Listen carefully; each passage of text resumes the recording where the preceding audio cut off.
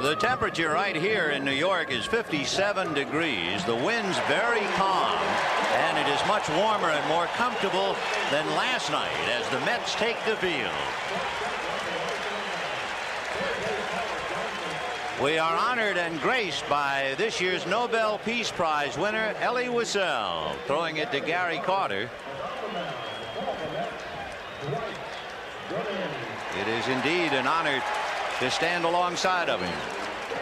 Here's the way the Red Sox will stack up. Wade Boggs leading off at third base and Marty Barrett at second base. Bill Buckner, who spent the pregame acting as the hitter for Roger Clemens, was in the bullpen. Rice in the cleanup spot, followed by Dwight Evans in right field. Rich Gedman will be behind the plate. Dave Henderson will be in center field. Spike Owen the shortstop, and Roger Clemens the pitcher. The big guy, 24-4, and we'll take a look at the Mets with the leather. Defensively, and you'll see some of the changes that manager Davey Johnson has made. Heap is in left field, Dykstra is in center field, Strawberry in right field. Johnson at third base. Ray Knight is on the bench. Santana at shortstop. Backman is at second base. Hernandez at first base. Carter behind the plate, and Dwight Gooden on the mound. I guess you could spend about an hour talking about Dwight Gooden. There are a couple of things to talk about. His career high in strikeouts, 16 in a game. He's done that 3 times. For Dwight Gooden, he was the number 5th pick in the nation in the draft. And that goes back a ways to 1982. The people who were drafted ahead of him are kind of interesting. Sean Dunston of the Cubs, but then Augie Schmidt by Toronto, Jimmy Jones by San Diego, Brian Olkers by Minnesota, and then the Mets had a chance and they came up with a gold mine. Great fastball, good curveball. I guess his only weakness is, they say, well, he has trouble holding men on, but I go to our good friend Sandy Koufax, says yes, but he has a great ability to keep him off bases. I would think that what he'll have to do is to establish the curveball and then use that fastball to do that, but when he's in a jam, it'll be the fastball he goes to. It should be quite a battle, and it begins with the American League's leading hitter, Wade Boggs, against Dwight Gooden. Dwight Gooden in the National League anyway has a ratio of 3-to-1 fastballs to breaking balls, and Boggs loves hard stuff. So let's see. He starts him with the fastball, and the battle is joined. Wade Boggs makes that mental picture, and he's got Mike Moore of Seattle in mind, who pitches similar to Gooden. Not the same, but similar. 0-1. Ground ball to the right side, plugging the hole up with a nice reach is Backman in the dirt, and they got him anyway. That was a slow curveball that Wade Boggs was able to pull, and Backman, you see him break to his right. He was breaking towards the middle. It takes a big hop. He's off balance, but Hernandez with that magic glove makes the play. Boggs can pull that slow stuff. So Wally Backman plugs up the hole on the right side, 1 down, and the batter will be Marty Barrett. Boggs and Barrett were flip-flopped in the lineup on August the 6th. And Boggs hit over 380 from the day that they flip-flopped them and put him in the leadoff spot. Marty, meanwhile, the MVP in the LCS. 1 ball and no strikes. So Wade Boggs retired with Wally Backman taking a base hit away from him. Barrett the hitter and Billy Buckner on deck.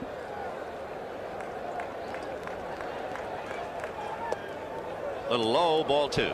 That shot we had on the bench, you could see Gedman really straining to take a look at Goodman and talking to Boggs. This is a very conscientious young man. I remember Fisk saying he just bothered him all the time. He wants to know everything, and I'm sure he wants to know how big did that curveball break, because it looked like a let up on the curveball. But to Barrett, Gooden has thrown nothing but fastballs. 2 good ones. He'll always miss the strike zone. 2 balls and no strikes the count. And that's in there at the knees, 2-1. It's interesting that Dwight Gooden began the league championship series. He was the loser in that brilliant 1-0 Mike Scott first game, and he went 10 innings and did not have a decision in game 5. First time he ever worked an extra inning game in his career. Ground ball to Backman, big hop. Got him anyway. Boy, I'll tell you one thing, the infield here at Shea is still hung over from the celebration. We talked about it last night. There's some bad hops in there, but don't blame the grounds crew. Here's a good close-up out over the plate. He goes to the right side. It hits right at the lip. Keep in mind, they had to put 22 yards of topsoil, some 5,000 square feet of sod, and then they had to grade it. Not only did they tear up the sod, they made holes, and the ground crew really did a great job, but there's some bad hops in there. Bill Buckner with the bad leg and all. He said he spent the summertime when he had the opportunity watching the New York Mets on cable television, so he is quite familiar with them. Out of the mid of Gary Carter, ball one, 1-0. The defense expects Buckner to pull the ball in center field. Dykstra, you can see, is look where he is to the right side. A lot of room in left center field, so they expect him to pull the ball. And yet, when you look at the American League scouting report, they'll tell you that Buckner loves the alleys. He'll hit from left center anywhere into right center. So we'll see what he does against Gooden. Billy Bucks with 2 out in the first inning, no score. And he hits it foul off third down the line out of play. If you're like I am and you look at this matchup tonight with Gooden and Clemens and you wonder, how do you prepare? Who pitches batting practice on your team? Well, for the Red Sox to get ready for Gooden, 56-year-old Bill Fisher and shortstop Glenn Hoffman, they were pitching batting practice. Who pitched for the Mets to get them ready? Greg Pavlik and Bud Harrelson. 1-1. Line drive, but it's right at Santana. So the Sox are gone in order. Started on a nice play on Wade Boggs, ball by Wally Backman. Here come the Mets. Yes, we want you. Here are the Mets against Roger Clemens with Lenny Dykstra in center field and Wally Backman at second base. Keith Hernandez at first and Gary Carter behind the plate. Darryl Strawberry in right field, and you can see a change. Danny Heap is in left. He is an offensive hitter, loves fastballs, and so he's in there for the slumping Mookie Wilson. Howard Johnson, who hit a home run against Roger Clemens when he played for the 1984 Detroit Tigers and bats left-handed. He will be at third base for the slumping Ray Knight. Rafael Santana at short, and the pitcher for the Mets, of course, Dwight Gooden. Defensively in the outfield, Jim Rice, Henderson, and Evans in right field. The infield is Boggs, Owen, Barrett, and Buckner. The key man here is Buckner. You can bet with Dykstra and Backman 1 and 2. They're going to try to exploit Buckner with the bunt. Dykstra can bunt, Backman a lead cinch pipe to bunt. But keep in mind, Clemens, a great fielder and a great fastball. It's going to be a little tough. The interesting thing about this 24-game winner, Roger Clemens, people are talking about the fact this will be the third straight time he is working on 3 days rest. Number of ended in his previous 2 times, why he has lowered them each time. The last game he pitched, he only made 93 pitches. That's a strike. He made a total of 370 pitches in the league championship series, and he comes back on 3 days facing Dykstra. The Mets have been unable to get their game's leadoff hitter on base in any of the postseason games, and that's hit foul down the line on the count 0-2. Clemens with an exceptional fastball, a nasty slider is the way to describe it. Curveball and a forkball he may throw 10 or 15 times a game, but his control, he controls the whole strike zone, up and down, in and out. 0-2 the count to Lenny Dykstra. Fouled away. Dykstra hit 3 leadoff home runs this year. Last night they had Mookie Wilson leading off. He hit 3 this year. Dykstra, the kid they call Nails. 0-2. Got him. And so Roger Clemens announces his presence at Shea Stadium as he strikes out Lenny Dykstra. Remember, Clemens dazzled the baseball world when he struck out 20 Seattle Mariners without walking a hitter. And that's the pitch that if the Mets will try to hit it, they're going to be in deep trouble. It's the high fastball. He'll get that first strike, and then he'll just climb the ladder. Backman, who can really bunt, but it's going to be tough. Once again, Clemens a good fielder, and it's really tough to bunt that bullet that Clemens throws. He'll try to drag it past him to exploit Buckner's bad wheels. Boggs in on the grass at third, and the pitch at trifle high, ball 1. One other thing, and there's no reason to point it out except it's a fact. You have Roger Clemens, the pride of the University of Texas, on the mound. The plate umpire is Jim Evans. Jim Evans, a graduate of the University of Texas. Fouled away. 1-1.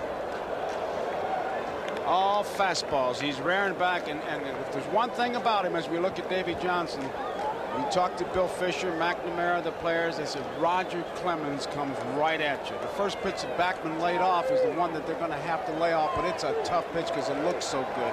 High fastball. 1-1. Just to keep Boggs on the move. 2 balls and 1 strike. When he bunts, he's very successful. In fact, this year, Backman was 10 for 20 when he bunted. He worked with Bobby Valentine when Valentine was a coach here, and he said he used to bunt at least 100 balls a day, and they had a system worked out. Valentine would sit at first base with his legs spread and let Backman bunt that. He said he bunted 1,000 balls, he'd have been safe on 900 of them. You talk about confidence. He's not very shy on that, is he? Not at all. 2-1 to Wally Backman. Out of Oregon, and the big Texan after him. 2-1 on the corner. 2-2. Jim Evans, by the way, the plate umpire, played baseball at the University of Texas, so it's kind of an alumni meeting with Roger on the mound, Evans behind the plate, Spike Owen at short, and Calvin Schiraldi in the bullpen.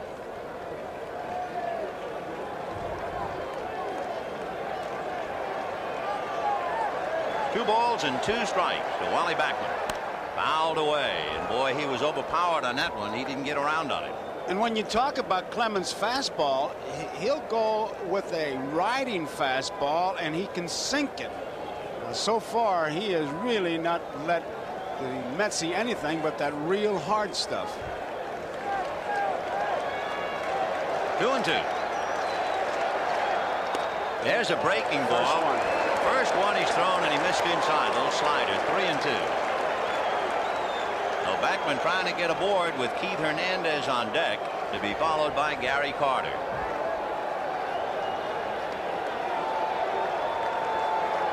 Three and 2. And he walked him, and that'll wake up the ballpark.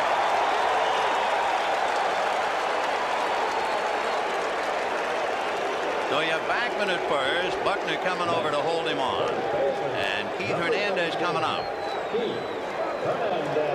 Hernandez, definitely the leader on this ball club. Very much so. He's the one who gave him a little bit of a pep talk before the game, a motivational kind of thing, because the papers and everybody talking about a slump, and then something appeared in the paper about some of the Red Sox players saying this is a club that won 108 games. It didn't set too well. And you can sure Keith tried to use that quote. We'll see now if he can use the bat. Backman at first, 1 out in the first inning, no score. Fastball had got away from Gedman, not far enough, and holding on is Backman with a left-hand hitter up there, while he might have lost sight of the ball for the split second and decided to hold. They have Clemens timed his delivery to the plate, his first move to the plate, between 1.23 and 1.39. That's towards the plate. They have Gedman time between 1.87 and 2.8. Contact to contact. When that ball hits his mitt, that's how long it takes him to get rid of it. You talk about down to the fine points. Backman just underneath Buckner's tag. You know how you can sum up Roger Clemens' year without getting into numbers? How about this? He lost his first game early in July. He lost his last game early in August. And that was it. 1 ball, no strikes. Remember yesterday on our broadcast, Davey talked about that Hurst and Clemens have balk moves. He made no bones about it. It's a good move, and he's got Backman diving back. You know, it's a horrifying thought if you're a National League hitter, other than the Mets. The Mets drafted Dwight Gooden in 1982. And as you watch Backman, how about this thought? The Mets drafted Roger Clemens in 1981, but he opted to stay in college. High pop fly, twisting down the left field line, curling towards the seats, and back in, out of play.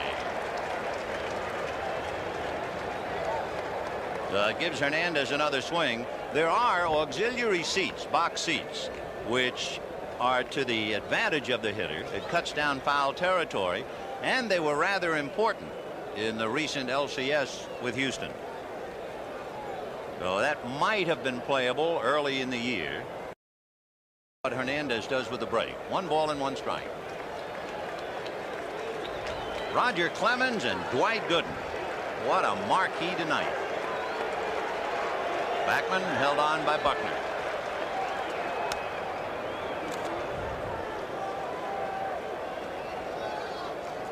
Hernandez is a hitter. It's tough for a catcher with him up there. He's pretty straight up. He kind of screens you, and you'll need some help from the bench if Backman breaks. Still 1-1. Keith Hernandez hits and run, but only occasionally. That's the best way you can put it. They just as soon keep the first baseman anchored on the bag and give him the hole on the right side. Meanwhile, Clemens has thrown over 4 times to try and take a little bit off Wally Backman at first. He's got a good move. This is the last one. Backman is back easily, and the confidence on the mound now is, I'm sure, one of those things. Hey, look, it's okay to keep throwing over there, but don't lose your concentration now and worry about the runner more than you do the hitter. So he has made 2 pitches to the plate, 1 ball, 1 strike, and 4 throws to first. 1 out, first inning, no score. If you joined us a wee bit late, the Sox went out in order. Boggs lost a hit on a good play by Backman. And he goes. Shortstop covers the throw down. They got him, and easily. Spike Owen opened up the left side, and Rick Gedman does it again. He makes a good throw. He kind of broke back. You see that left foot as he started for second base. He didn't get real good footing. Gedman got rid of that ball in great shape. Watch him now. He's almost 3/4, and he gets more on that ball than you think he does. And actually, Owens had to wait for Backman. That was a sensational throw. Right on the money from Rich Gedman. And of course, he had a good pitch to handle it. Good fastball. Now the pitch is high, ball 3 to Keith Hernandez. 3-1. Infielders love that ball when they get it and just drop their glove. They love it. Remember, Keith led the National League in walks, though he's a very patient and selective hitter. 3-1. Meanwhile, Wally Backman muttering to himself. Cut down at second base. 2 out in the inning. No score. First inning. And he has a look for ball 4. So back-to-back walks. But you have 2 out, a runner at first, and Gary Carter coming up. Clemens high in walks this year. He walked 6 in a game. But the amazing thing in that game, when he struck out 20, he didn't walk anyone. Here's Gary Carter, struggling with the bat, as you know. Nevertheless, representing a threat. What the Red Sox do is they fill up the middle. Marty Barrett is over to his right. Spike Owen is deep and slightly to his left. Carter, certainly in the postseason play, has been hitting the ball up the middle at all. And last night, he broke his bat while singling up the middle to center. Ball 1. I asked him about that. I said, it looked like it hit off the end of the bat. He said, I thought I hit it pretty good. It was a brand new bat. It just exploded as you take a look at that defense. Gedman constantly checking with his bench. You can see him taking a look. He wants to know if they want to put a play on. 1 ball and no strikes to Gary Carter.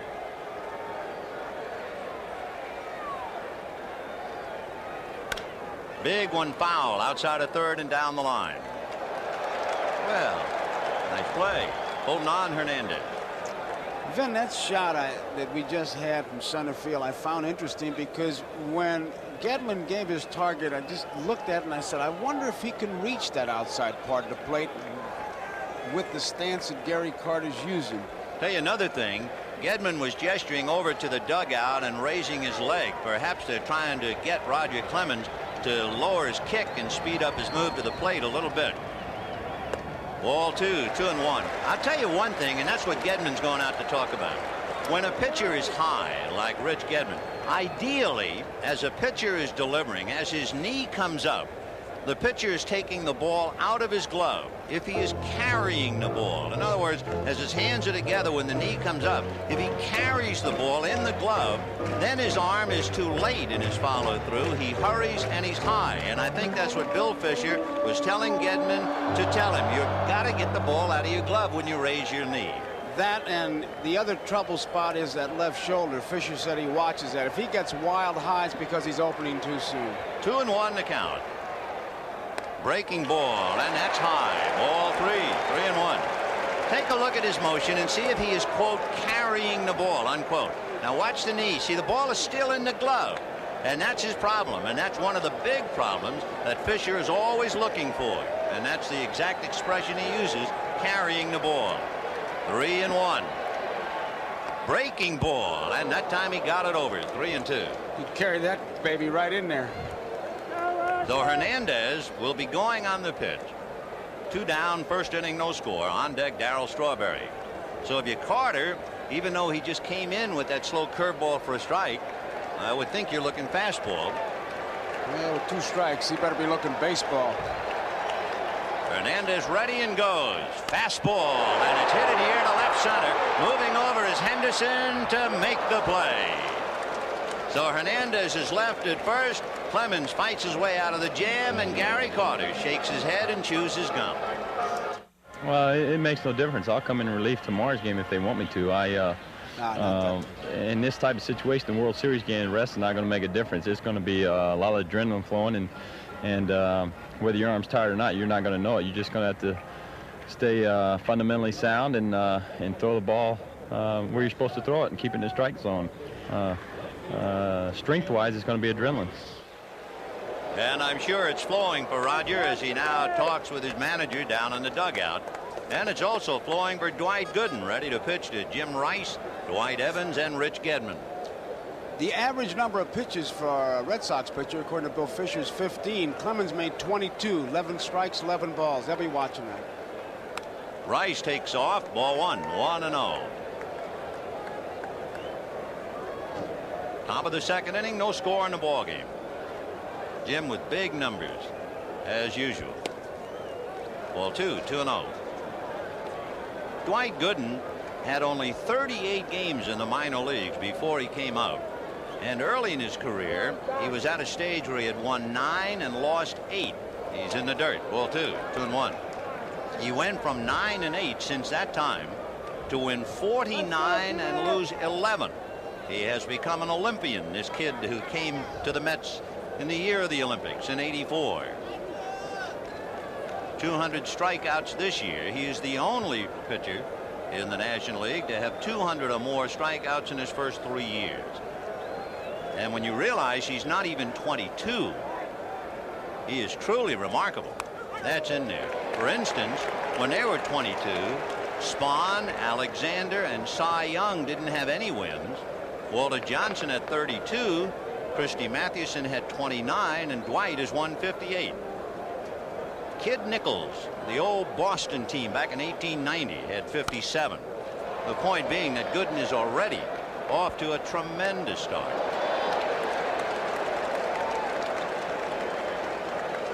You knew the temperature was going to be warmer with all the heat we're going to look at tonight. Gooden and Clemens. 3-2 to Jim Rice. Bad swing on a bad ball, and he's mad at himself. He knew that was a bad ball, high and tight. Gooden, when he delivers it, watch him look away. He looks away there, and he doesn't pick up that plate until a little bit late. And there you see it. By the way, since we see Jim Rice strike out, there's a little note. People will profit as to what happens tonight. Rice going down on strikes, and the hitter will be Dwight Evans. There's a firm that makes baseball bats. Breaking ball is down and low. There's also a firm that makes gloves. And the company that makes gloves, they have Rice and Gooden as endorsers of that glove.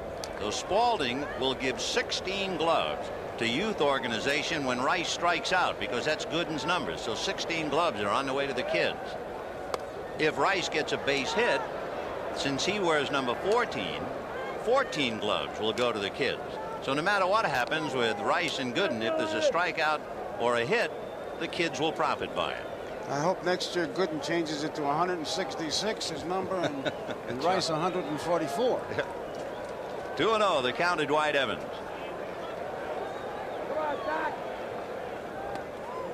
Crowding him inside and finding the corner anyway. The plate umpire Jim Evans held up that right hand. The scoreboard went 3-0, but we have to believe the count is 2 balls and 1 strike.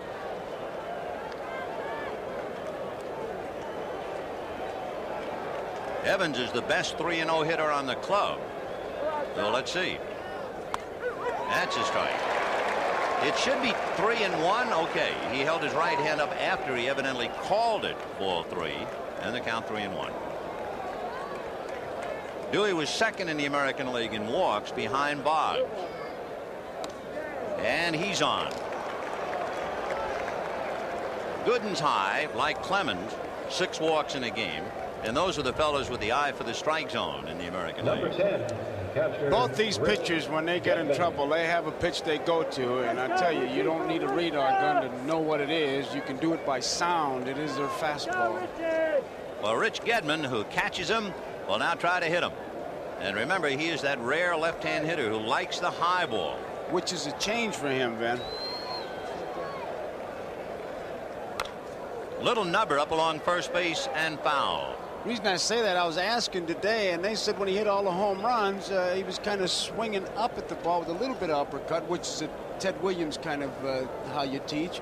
And then with Walt Riniak and Charlie Lowther, he swings down at the ball, and his home run production came down, and that makes him a little bit better hitter with the high pitch, but his power has been cut down. That's one of the problems when you're learning to hit the Charlie Lau way. Now watch where his weight is. It's going to be on his back leg. Sometimes if you get so much weight on your back leg that you actually feel a little strain on the front of the right leg, it's almost like trying to get up out of a chair. You get up over the ball. Foul back, 0-2. Let's take a look at that swing. They all get back.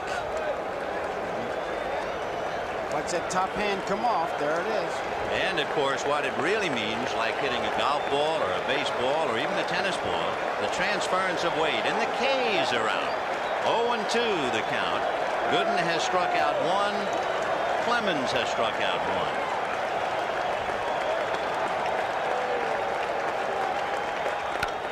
High bouncer slowly to the right side to Backman. He played that like a rolling hand grenade because of the infield. So Evans at second base with 2 down, and Dave Henderson will be coming up. If you remember last night, Dave Henderson was the on-deck hitter rushing to home plate to signal to Rice, who was scoring, and he collided head-on with Ron Darling, who was backing up the play. And of all the lines written about it, John Lowe of the Detroit Free Press wrote, "You never know who you'll run into in New York." That summed it up. John McNamara wants to come out and talk to Jim Evans. The ball. I wonder if it's blowing into his mouth or what if they've got that rule. Let's see. I just read John say ball. And that's what they want to do. They want to look at it. Look at his hand. Yep. Now they're going to call Davy Johnson out, evidently. After all the complaining the Mets did about Mike Scott scuffing the ball, now it is John McNamara calling Dwight Gooden about something to do with the ball or a substance on his hand. Let's see. I remember once a game with Don Drysdale, who wore a copper bracelet because he had an arthritic wrist, and the other team made him take the bracelet off, and people all over Southern California were furious because they thought that was really picking on him. They kept that ball in play, so it wasn't the ball, whatever he did. And I imagine it's a move of McNamara's to try to get inside Gooden's head. Well, they were certainly looking at the ball. He's looking at, is it a piece of tape? And he's talking about rubbing the ball up. But now the ball, it looks like it's scuffed right in the middle. He's showing him something, or is he? He kept the ball in play, though. Yep. It was a ground ball. Remember to Wally Backman. He threw to first. They threw it over to Gooden, and then all of a sudden McNamara said something about the ball, and Jim Evans went out there. All right, here's Dave Henderson. Apparently, Dwight Gooden had a small piece of tape on his finger, and they asked him to take it off. The umpires have allowed the pitchers to go to their mouths on the mound, blowing on their hands because of the cool weather. 0-1 to count to Dave Henderson. Fouled away a little late. Hendu had 15 home runs during the regular year. He's got some size. I tell you, if Dwight Gooden starts to scuff up the ball as hard as he throws, I think I'd call him and get a subpoena and go out and look at him. You know, there was a little bit of byplay last night when Chub Feeney, the National League president, threw the ball to Gary Carter. He examined it as if he thought the throw ball might have been scuffed up. 0-2. High fly ball into right center. Lenny Dykstra has to run it down, and he's there. So they leave Dwight Evans in the second inning. A bit of controversy by the boards. No score at the end of an inning and a half. We followed Dwight Gooden into the dugout, and we found that the controversy was over a piece of tape on the ring finger of his left hand. Now, the left hand is in the glove. The left index finger is out of the glove. But evidently, when he would rub up the ball, the Red Sox felt that that piece of tape was an unfair advantage, and perhaps he was applying a foreign substance, so they made him remove it. I think they're just trying to get inside his head and make him think about something, because they're going to put another piece of tape on there. Well, they put that back in, and we'll see if they discuss it some more. Imagine that World Series might be decided by a Band-Aid. All right, bottom of the second inning. Band-Aid or no, here is Darryl Strawberry, followed by Danny Heap and then Howard Johnson. Strawberry, as you know, a tough time at the plate. He has been in 7 postseason games. He has struck out twice each game.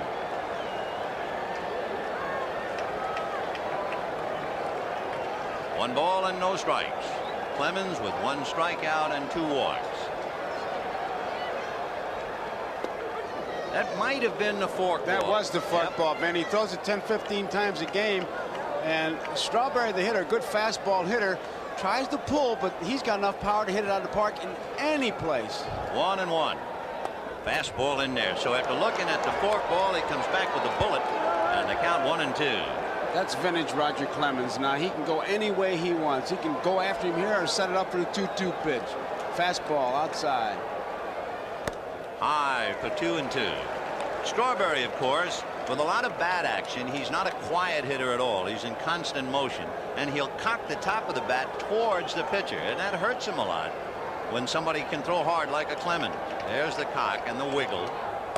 Ball 3, and Rogers high again. And that's the danger sign with Roger when he gets high out of that zone.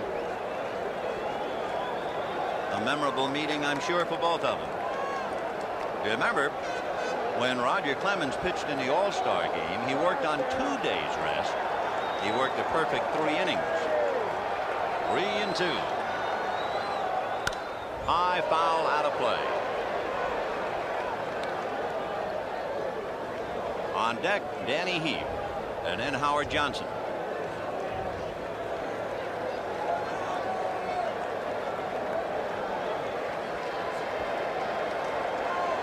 And 2.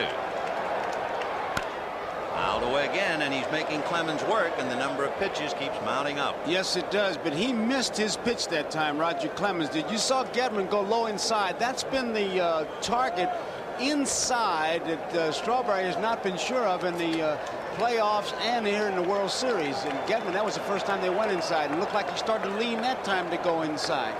Watch Gedman as he does it late, so you can't pick it up, but he'll tip it off. Remember, he's got a big strike zone there. Strawberry 6'6". Got him, and it continues. For Darryl Strawberry, he has to be worrying now and pressing, and that's the 15th time he has struck out, and he's muttering to himself. And it's just a pure hard fastball, and I mean, he cuts it loose right down the center of the plate and just overpowers it. 1 away, and the batter will be Danny Heap, a very aggressive hitter. One thing about Heap, he's the boy who was traded for Mike Scott. He doesn't get cheated up there. Strike. Funny kid, Vin. He saw Kevin Mitchell's autograph. He said it looks like an EKG. He's a pretty good jockey. 1 away, second inning, no score.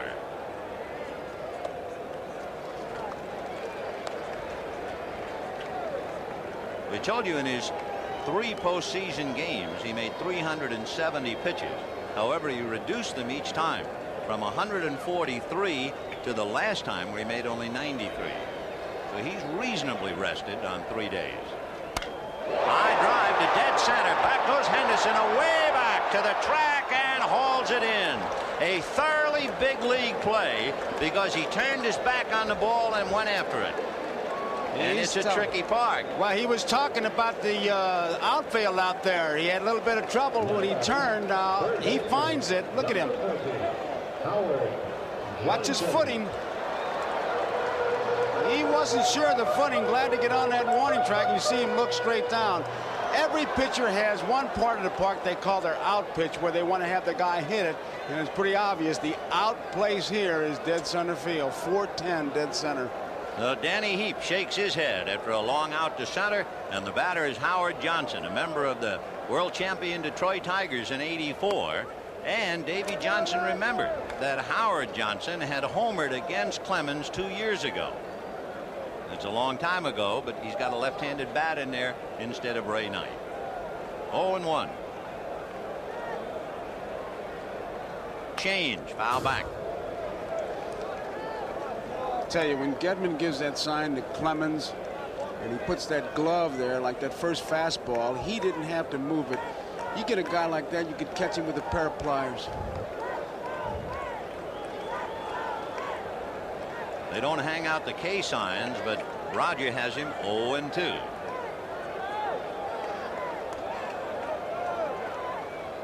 And the curveball. I'll tell you one thing, if you were in the business to manufacture those K cards, you could retire and move to the south of France with these two guys. Roger Clemens and Dwight Gooden. The K corner, Yeah. they got signs all over the place. 0-2 to Hojo, as they call him. On deck, Rafael Santana.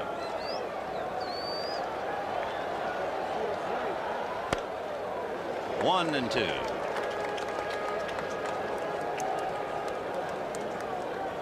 On deck, Rafael Santana. Fidgety as a cat.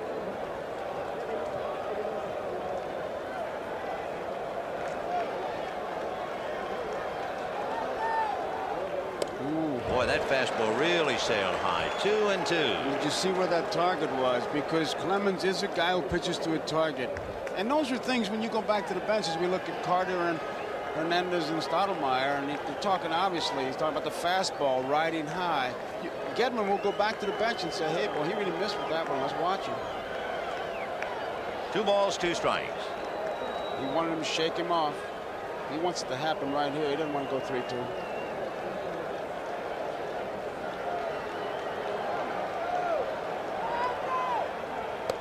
And there he is, high wild again. 3-2.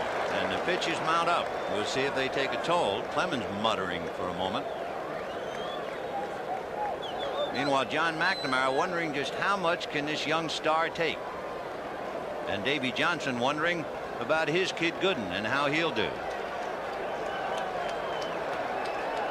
3-2. Fouled away. Breaking ball. The good pitcher will make it happen 2-2. He'll put good stuff on it 2-2, because when that hitter takes you deep 3-2, you're really kind of asking for it. And Clemens and Gooden, who we're looking at, both of them, they usually make it happen for 3-2. This is the 4th 3-2 count he's had. Fouled away. You realize what great raw natural talents they are. Dwight Gooden only 38 games in the minor leagues. Roger Clemens had only 19 minor league games under his belt, and they burst upon the scene. 3-2. If Gooden were pitching and you hear the crowd, they'd want a strikeout. Now with Clemens, you hear the crowd, they want to walk. 3-2.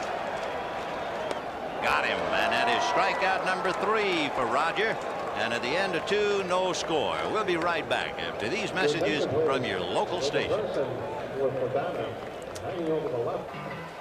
Tonight's game is brought to you by Prestone, makers of Prestone 2 antifreeze. Don't push your luck, change it with fresh Prestone. And by Federal Express. Why fool around with anyone else?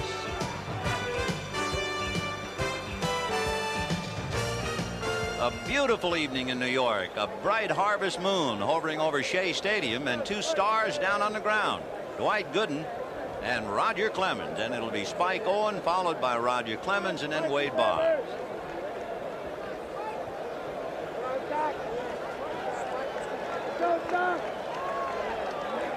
Top of the third, no score. Ball 1.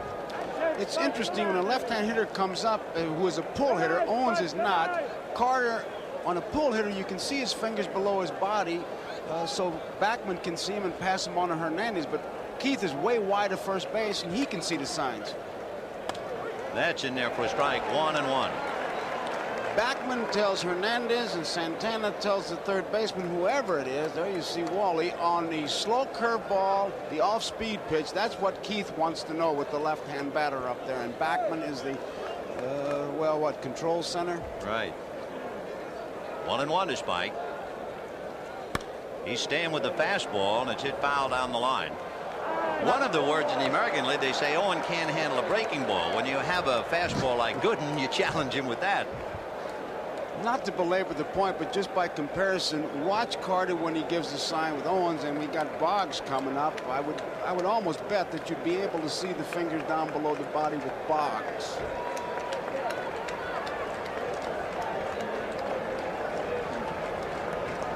Gary doing a little politicking. Gooden, and of course comparison has to be made tonight. Has struck out 1, and Clemens has struck out 3. Gary hanging out a sign for all the world. 1 finger, is that a fastball on the knuckles? 2-2. Not very much changes. Fastball 1 is a curveball is 2. One big change about Dwight Gooden with a 2-strike count on Spike Owen. His strikeout ratio per 9 innings has changed in his 3 years, from 11 to 9 and this year to 7. Off speed, tried to change on him. 3-2. The last sign you see is the one he's going to get, and he's pretty well protecting it because Owens is not going to pull that ball. Hernandez is way off first base, so he can really look in to see Gary Carter's sign himself.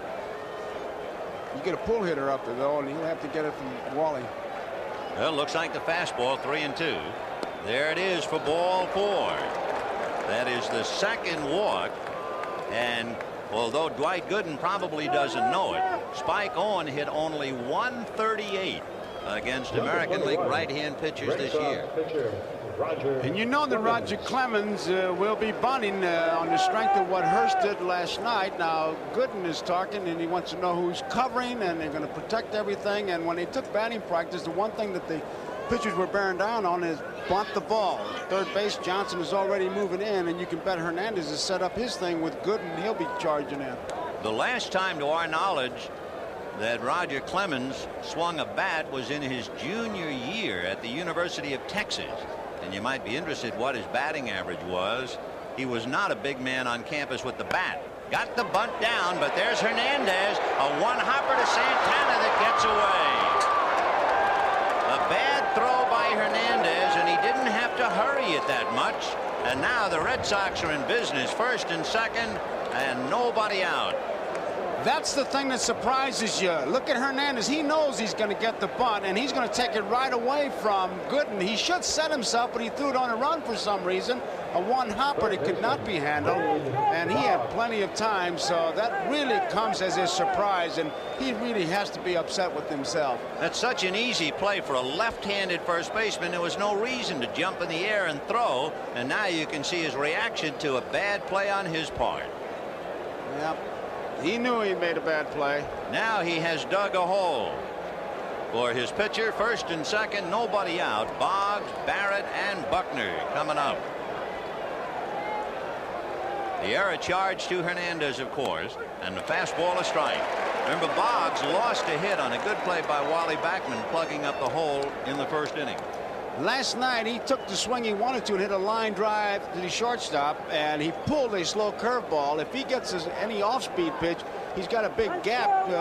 Backman is cheating towards second base, but the fastball, he's going to go from the center to left field. 0-1. Fastball, he was late on it, and the count 0-2. He waits on that pitch.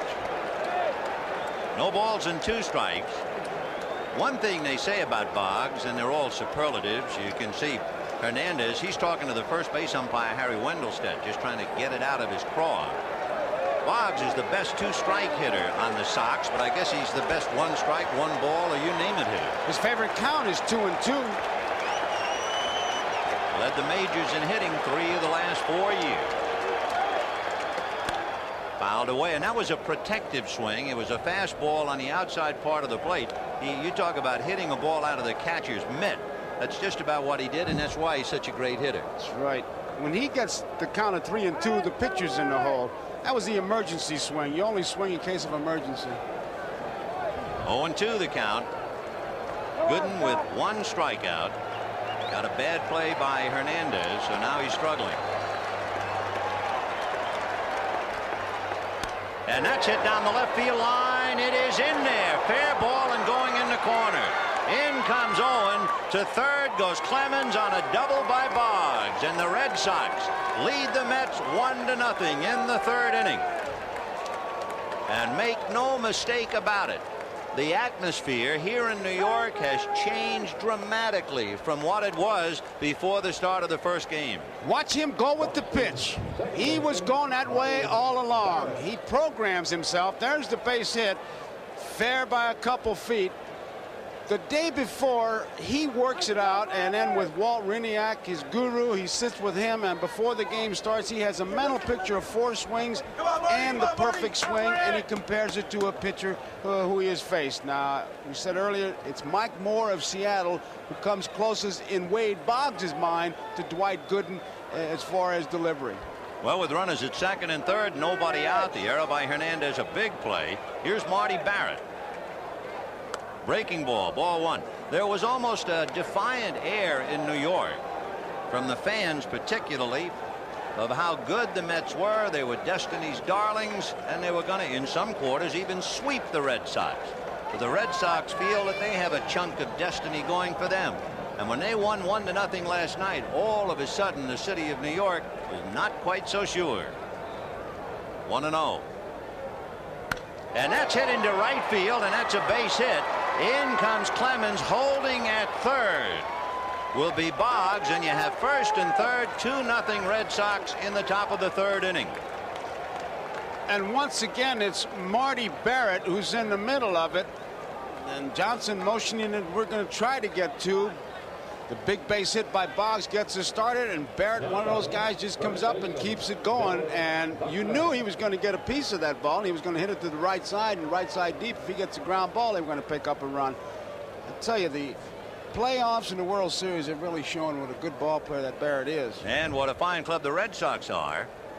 As we mentioned at the outset, in history, down 3, won the postseason contest. Pittsburgh and Washington in 1925, the Yankees in 1958, Detroit against the Cardinals, Pittsburgh, Baltimore, and of course last year Kansas City at Toronto and Kansas City against St. Louis. Well, here come the Red Sox. 2-0 Boston, and Bill Buckner trying to really drive one into Gooden with 1st and 3rd and nobody out.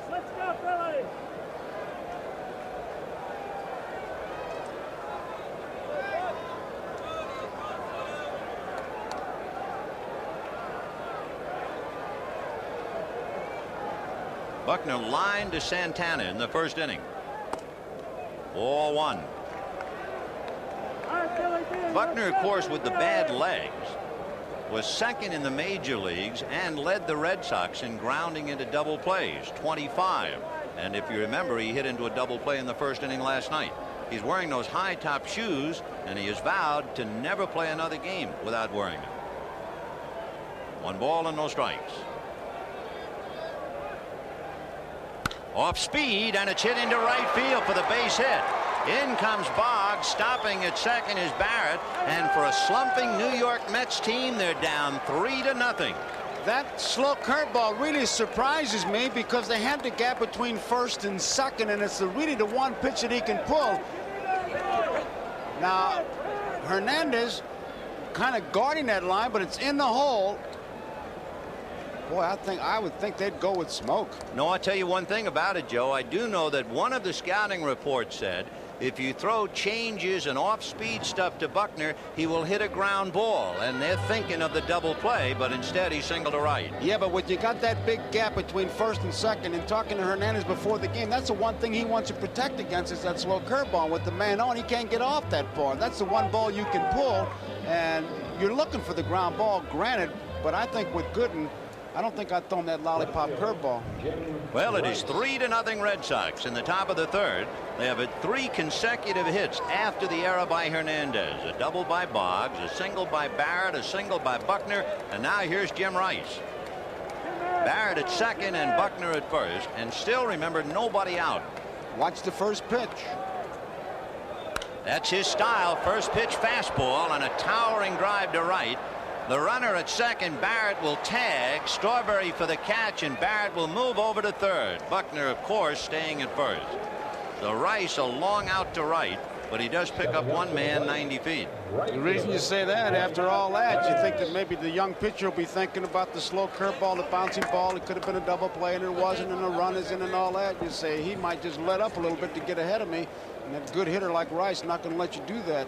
A very, very somber and quiet and less than optimistic New York Mets bench. It is 3-0 Red Sox in the third for a team that hit 189 against Houston, and for a team that was shut out last night, and a team that has failed to score in the first 2 innings tonight. They're carrying around a heavy weight. Here's Dwight Evans. That off ball for a strike, 0-1. Standing at third is Marty Barrett. Bill Buckner over at first. One away. 3-0 Boston, top of the third.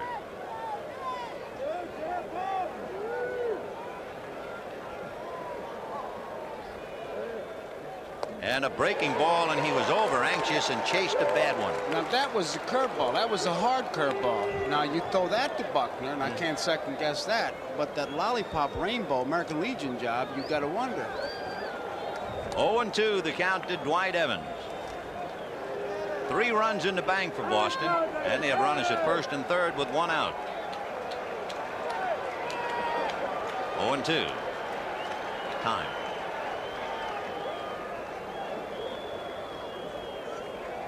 Gooden began the inning with a walk, and then of course the bad play by Hernandez. Then Boggs doubled and singles by Barrett and Buckner. Fastball, and that takes care of him. Foul tipped and held by Gary Carter. That's the second out, and it's also the second strikeout for Dwight Gooden, whose high this year was 13 in a game against Pittsburgh. Target's right down the middle, and that's where it was. Just a good hard fastball. So with 2 down, Rich Gedman the batter. Gedman grounded out in the second inning. Buckner at third. Hernandez behind Buckner. He's not going to hold him on. Little heat away. Ball 1. 1-0.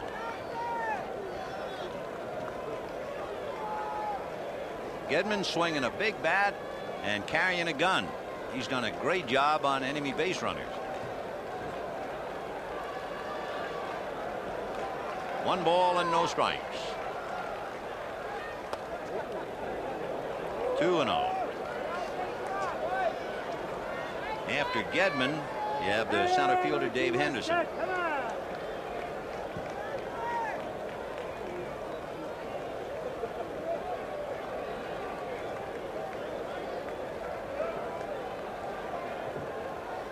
Fastball fouled away. Tim Tuffle was very careful and did a very good job in interviews after the game last night. The kid who committed the error at second base and it bent the game. And he was talking about the crowd here at Shea, and he said, I don't want to sound like I'm imitating Yogi Berra, but he said, you hear this crowd even when it's quiet. Well, I'll tell you one thing, I don't remember it being any more quiet than it is last night and again tonight. 2-1.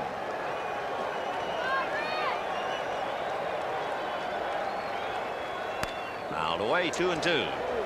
There was the classic Charlie Lau, Walt Winiak swing. When he finished up, and Hand was off and the bat was way back in the air. Watch it. Watch that top hand come off and watch that bat. Yeah, we saw it last night until finally somebody hit Carter in the coconut. That happens all the time. I think Bob Brenly, the catcher, had the best. He said, catching all year, when you go home at the end of the year, you feel like a used car. Is it true you caught without a helmet? 2 balls, 2 strikes. I won't answer that. Almost got a piece of him. And what it's going to do, and it's not much of an advantage, but when you have a one-legged runner, it's an edge. On a full count and 2 down, Buckner will be going. It might be a long trip, but he'll be going. It gives him a chance to kickstart his body is what it does. Barrett down the line from third. Buckner ready to go at first. 3-2 to Rich Gedman and 2 out. 3-0 Boston. Top of the third.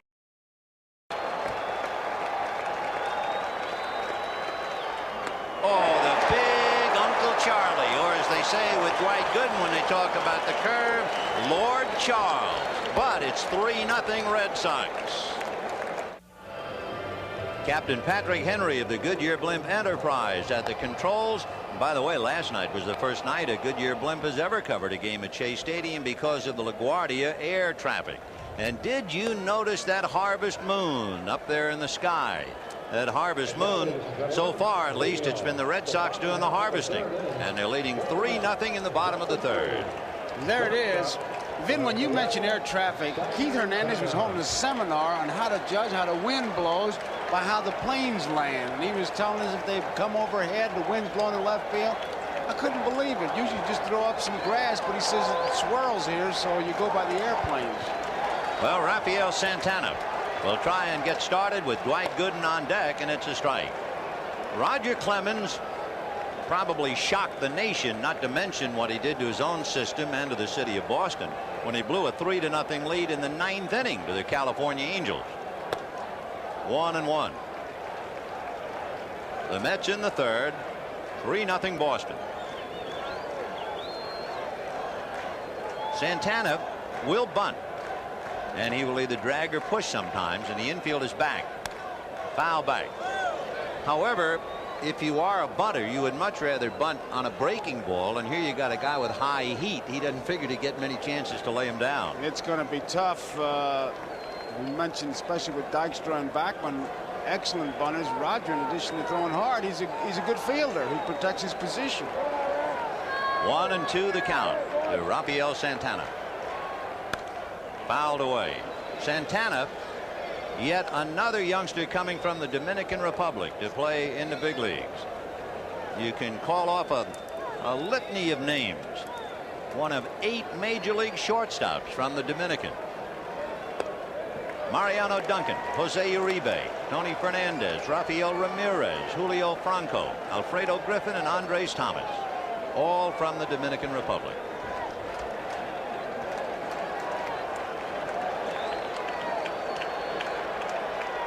Fastball hit over the mound off the glove of Clemens, deflected to Owen, who has trouble throwing it. It's too late. And the ball pops out of Buckner's mitt anyway, but Spike Owen double clutched and still couldn't get it. It was deflected by Clemens, and that's what made the difference. He couldn't get the ball out of his webbing. Watch it. Just enough. And he really threw a palm ball over there is what he did. He really couldn't get anything on it.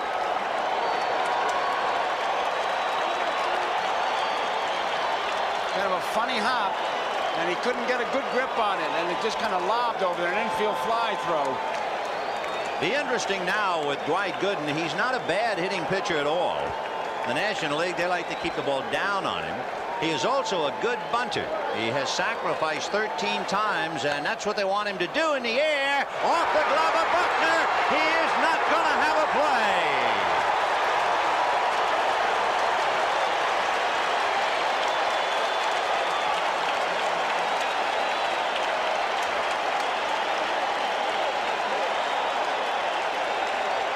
He pushed that ball. He tried to make the catch, and when he saw himself falling, and they're certainly going to bunt it towards Buckner's way, it was not a good bunt, but perfect with the results.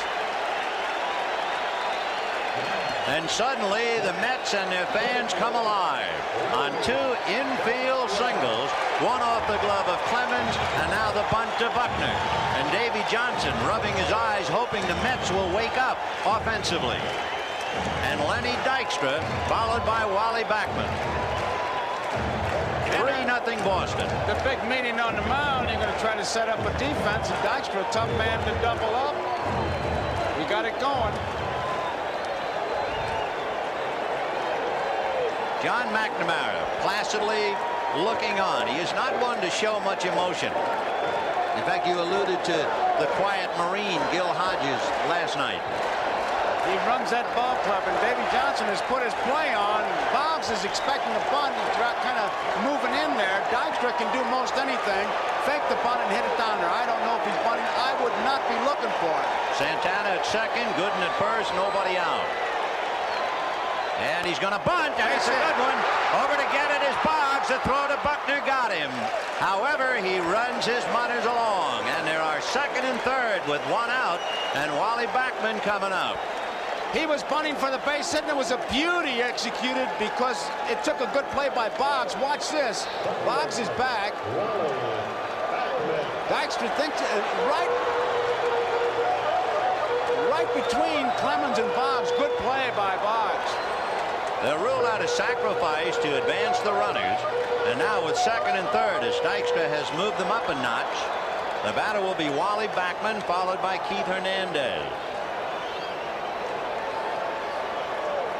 Santana at third, Gooden at second. Remember, all last night we marveled at how the Mets failed to challenge Buckner with bunts. Well, it has already put the Mets in an offensive position here in the third, but the Red Sox lead 3-0. And the ball hasn't left the infield. Ball one.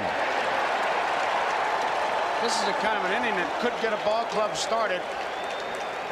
And Buckner is deep on the right side. He can't afford to charge a left-hand hitter if you think that Backman can pull. Remember, he was second in the National League in sacrifices, so you know how well he bunts. San Francisco's Rob Thompson led the league. Fisted, foul down the left field line and slicing well out of play. And the count 1 ball and 1 strike. In the inning, Santana, a high hopper over the mound, off the glove of Clemens, grabbed by Spike Owen, who had trouble with it, threw late to first. Gooden bunted, a little pop bunt. Buckner a sprawling attempt and couldn't handle it. Dykstra bunted them along.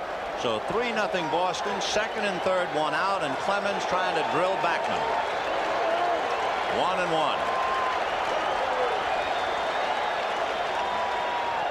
Ground ball up the middle, base hit. In comes Santana, and they're going to hold Gooden at third. Bud Harrelson down the line to stop Dwight, and that will bring up the man whose error contributed so heavily in the top of the third, Keith Hernandez.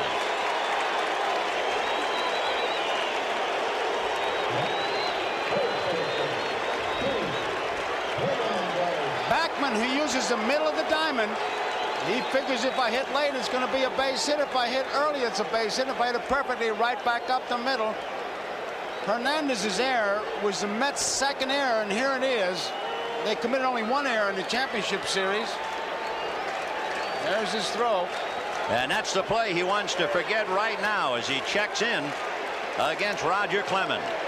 Dwight Gooden down the line from third. Wally Backman at first. 1 out and 1 in. That's the fork ball in there for a strike, and the count 0-1.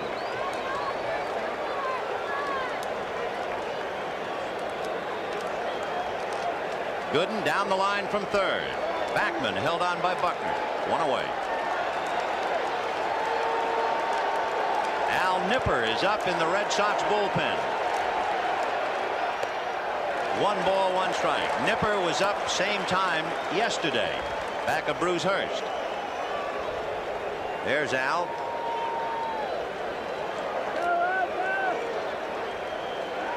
One and 1 to count to Keith Hernandez. Hernandez walked in the first inning. He wants a birthday present early. He'll be 33 tomorrow.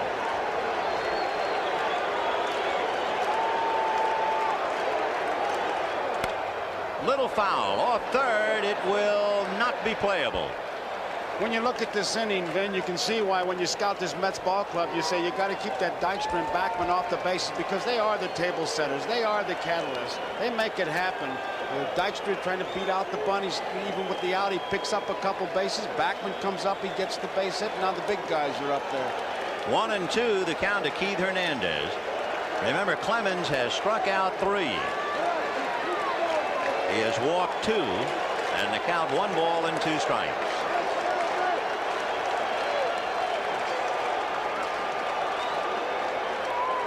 Fastball hit off the leg of Clemens. Over to get it is Boggs. Off balance throw, got him. And a fine play by Wade Boggs. Scoring is Gooden. It is now Red Sox 3, Mets 2. Oh, what a wonderful play by Boggs to be able to react like that. And the first question is, Clemens all right? He took a lick. And Boggs has to barehand that play. I tell you keep talking about his hitting, but he's worked hard on his fielding. And last night he made the play of the game, and he makes a beauty right here. So Gooden brings in a run to aid his own cause. We'll take another look and see where it hits Clemens on the inside of the left shoe, although he did get his glove down. It's a 1-5-3 out thanks to Boggs. The tying run is now at second with 2 out, and trying to pick him up, Gary Carter.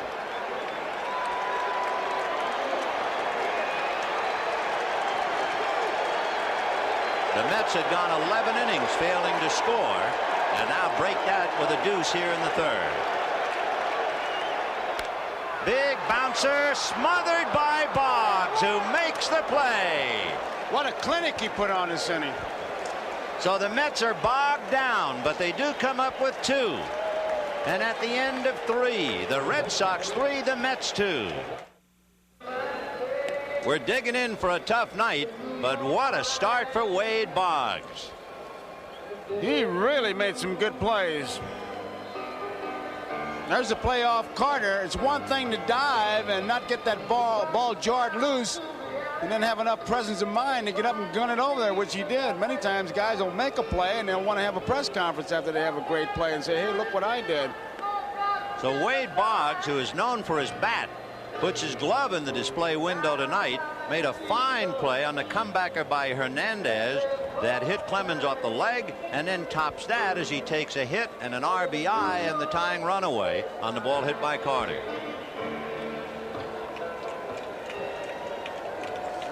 You see a guy like that in the years he's had with the bat, how much he's improved with the glove, because that was supposed to be the rap against him. Good hitter, but didn't know what to do with the glove, and he's worked, and you just saw tonight what he can do with that glove. He's done a pretty good job with it. Here's Dave Henderson. He'll be followed by Spike Owen, and then Roger Clemens. Al Nipper has stopped throwing in the bullpen. Henderson flied to center in the 2nd inning. If you are a baseball fan, you're also a historian. One goes with the other. And in this dream matchup tonight of Dwight Gooden and Roger Clemens, just riffle through the pages of baseball history, and there have been some magnificent matchups.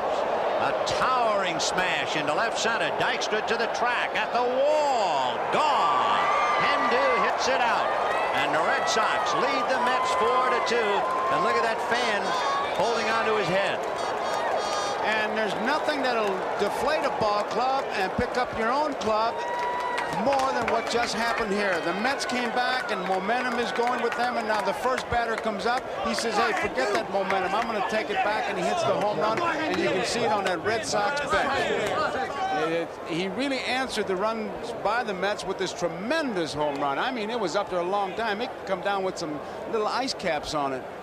The interesting thing about Dave Henderson, he doesn't hit home runs at Fenway Park. The people in Boston have seen him do it on television. He has yet to hit a home run at Fenway in a Boston uniform.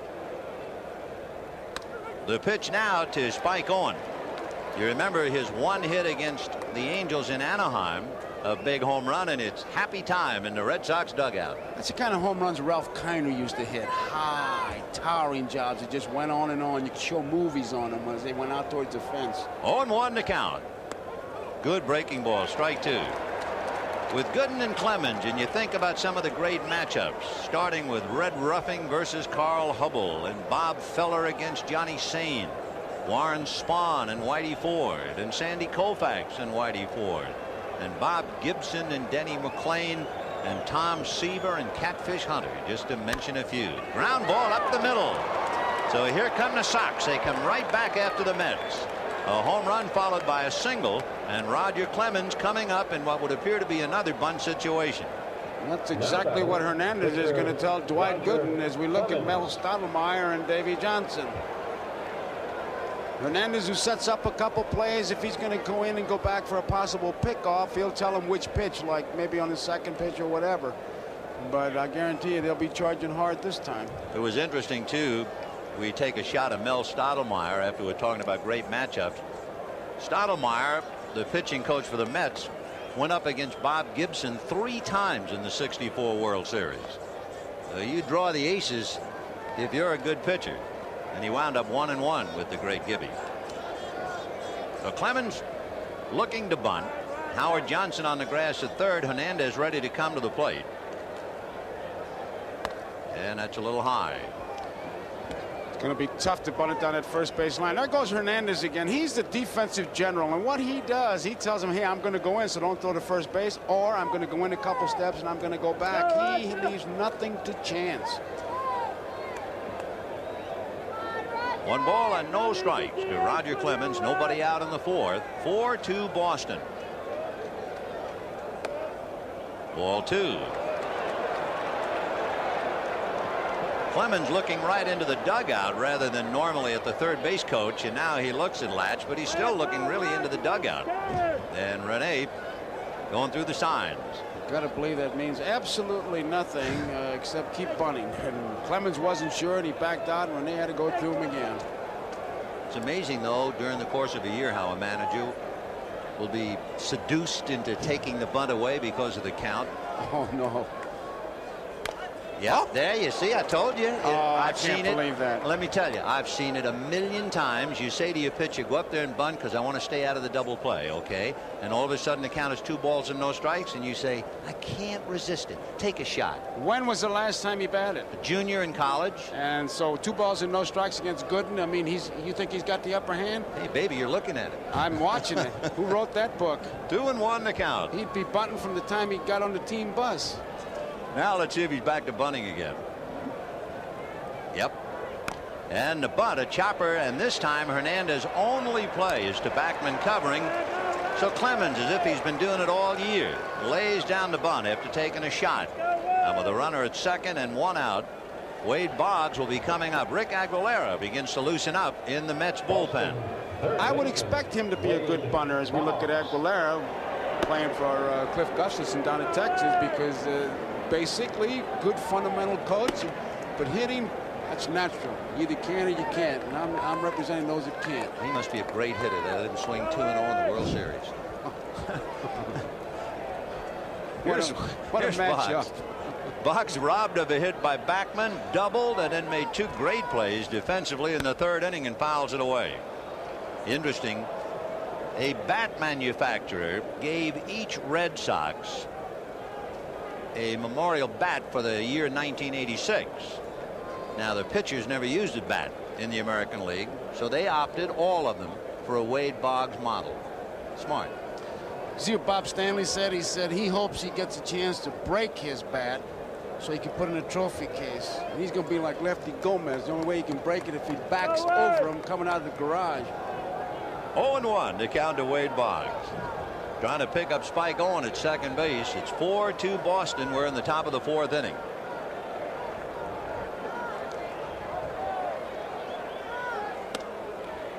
One and one.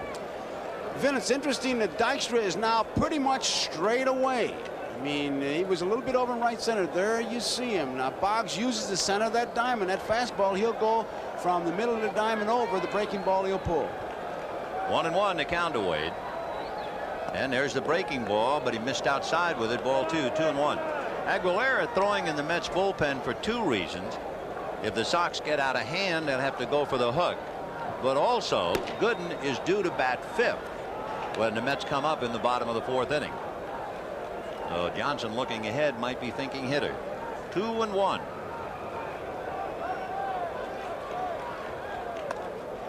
Ball 3. On deck is Marty Barrett.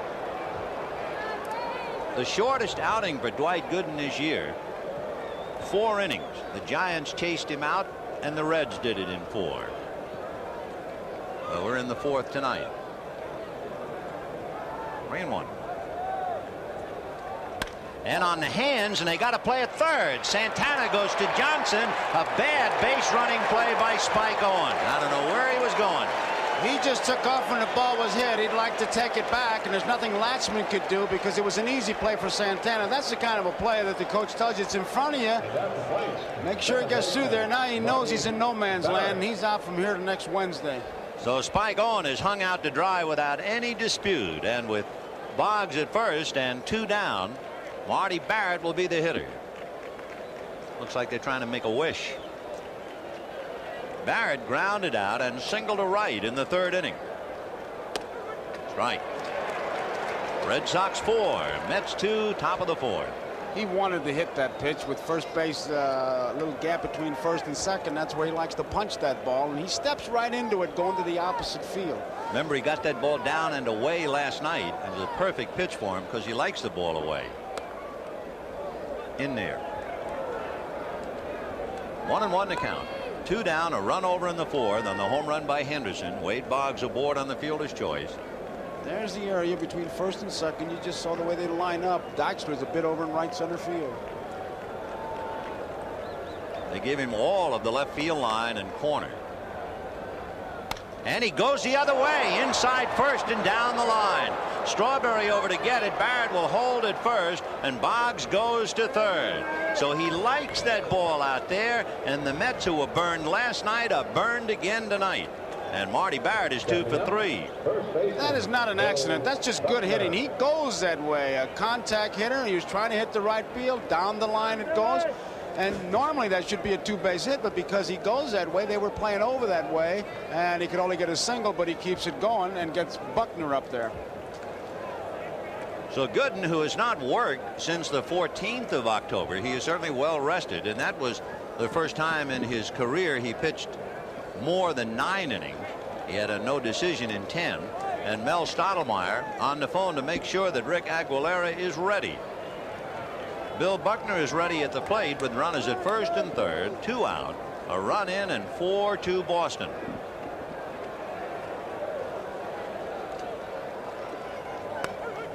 In there. He's made 68 pitches, Vin, and we are in the 4th inning. So if you multiply that by 2 and then add another inning, he is suddenly in the twilight zone in the 140s up in the 150 if he got to the 9th inning.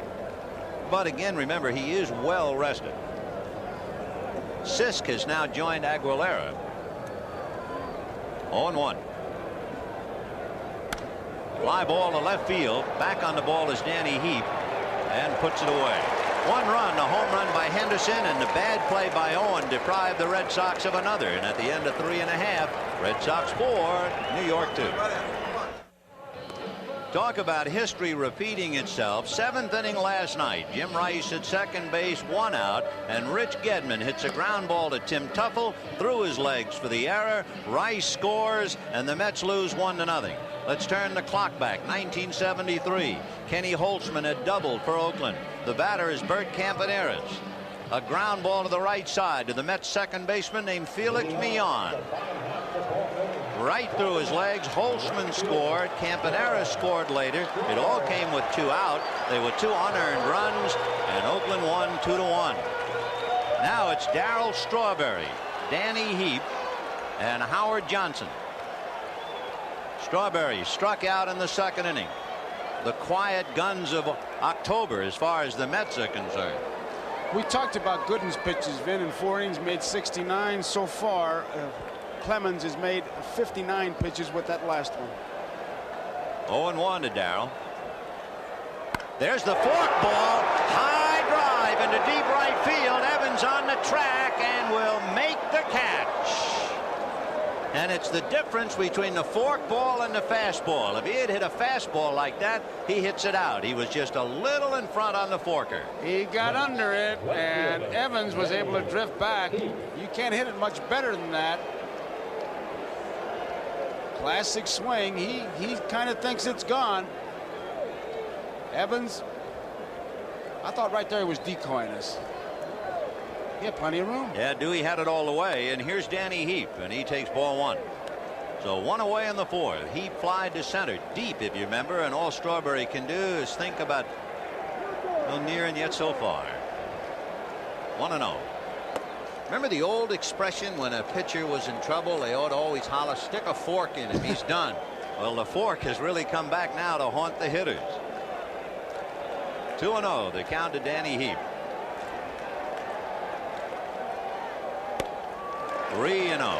If you talk about his pitches, his fastball number 1, slider number 2, his curveball, then his forkball. That's in order of how he uses them. 3-0 to Heap. 4-2 Red Sox. We're in the bottom of the 4th inning, 1 out. High, ball 4. So Rogers fighting it. He has walked 3. He has struck out 3. And the batter will be Howard Johnson, who struck out in the 2nd inning. This is the concern area, too, for the Red Sox, is that middle relief. This is what they were worried about. And we saw Nipper up briefly. He is not throwing now. The pen is quiet.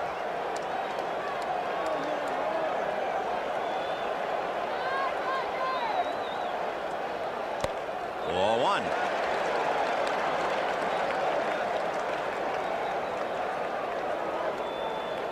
Marty Barrett just trying to let Roger perhaps cool off for a moment. Go right at him. And John McNamara, who lifted Hurst for a pinch hitter last night and said after the game, I know where my neck is. My body would have been in the Charles River if they had blown that one. That was the quote of last night. 1 ball and no strikes. Fouled away. As we mentioned earlier, Davey Johnson put Howard Johnson in the lineup tonight because of the fact he wanted an extra left-handed bat. Ray Knight is slumping, and Johnson had experience against Clemens 2 years ago in the American League. 1-1.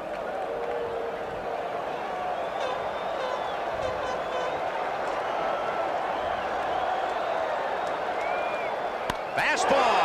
High drive to right. Evans on the track at the wall, makes the catch. The ball seems to be dying out there, and there is no wind. The flag in center is just hanging limply. But they talk about the swirling winds here. That's a ball that everybody, including Evans, I'm sure thought was out of here. He gets a real good cut at it. I mean, he's not fooled at all by this pitch. That's as good as he can hit it. He thinks it's gone when he hits it. And so does Evans. As you see him take a look at that fence, but the swirling wind, and I wonder if it's that break between the scoreboard and the stands. When you look in right field, between the scoreboard and the right field stands is a large gap, and there's a natural draft in there. And sure as heck, that had a lot to do with knocking that ball down. So Evans, who lost a home run last night, is now defensively on the end of a lost home run by Howard Johnson. Rafael. And all Hojo can do is think about what might have been. Ron Darling in the corner with him. The flag, of course, no indication at all. And you know, Hernandez, it doesn't sound that crazy when you stop to think about it. I mean, watching those planes land, because they land according to the headwind. In there, 0-1. So Danny Heap, who walked, still at first. The hitter is the tying run, and they've come close, but now the wind picks up a little bit and begins to blow out to right. 0-1. Fastball, that's hit into center, base hit. To second base goes Heap, and now Dwight Gooden is due up, and he will come up with 2 out. So Aguilera and Sisk stop throwing in the bullpen, and it's up to Gooden. Gooden would love to switch hit as Bill Fisher is going out to talk to Roger Clemens, but the Mets told him, oh no, that right arm is too valuable. If you hit left-handed, you're going to stick that arm out in front of an inside fastball. So he stays as a right-handed batter. And Nipper now gets up for the 2nd time in the Red Sox bullpen. I'm sure that Fisher's trying to buy some time, because this is one of those innings that if you get out of it, you want to take a roll call, because we've been able to check the numbers. We know what Dewey Evans' number is, 24, because we've seen it a couple times on Strawberry and Johnson's hit as we look at Al Nipper in the bullpen. Fisher buying some time, and of course with 2 men out, you bear down on the hitter and even forget about those runners. Just give them a casual look. So we have 2 out in the 4th. 4-2 Red Sox. Rafael Santana is 2 for 2 against Clemens. Heap is at second base, and we've had 2 long fly balls to right for outs.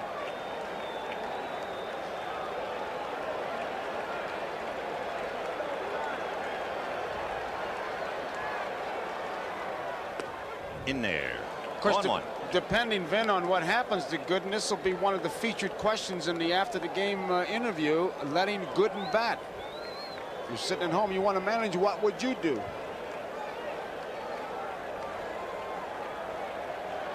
No balls and 1 strike. 1-1. You get the impression that after seeing the long fly balls and the single by that consecutive time Clemens is working on 3 days, that Johnson feels he's going to catch him. Well, Gooden hasn't exactly shut him down, though. Nope. 1-1.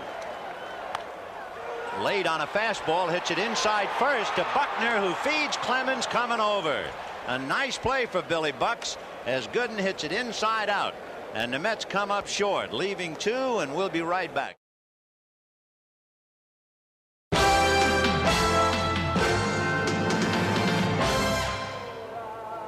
A man alone with his thoughts, and who could blame him?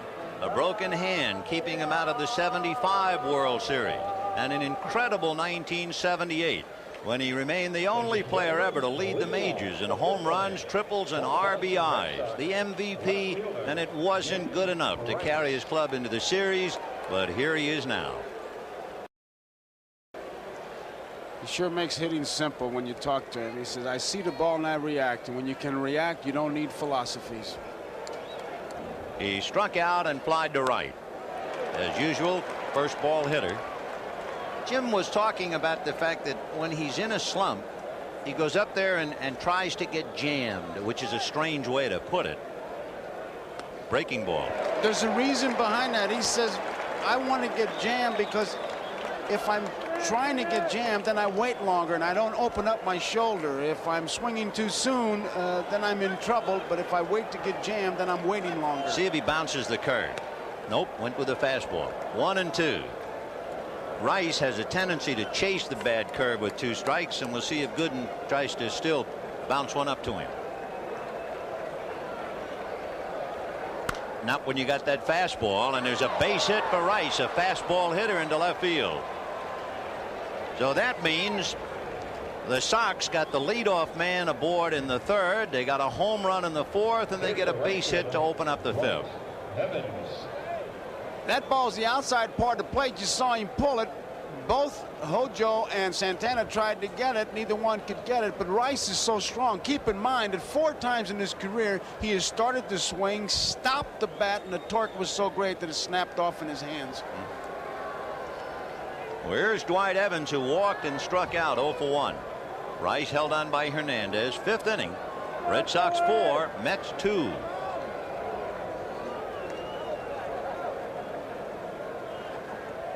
And there's a drive into deep left field. Heap just watches this one, and it's going to go on the pavilion top, on the roof.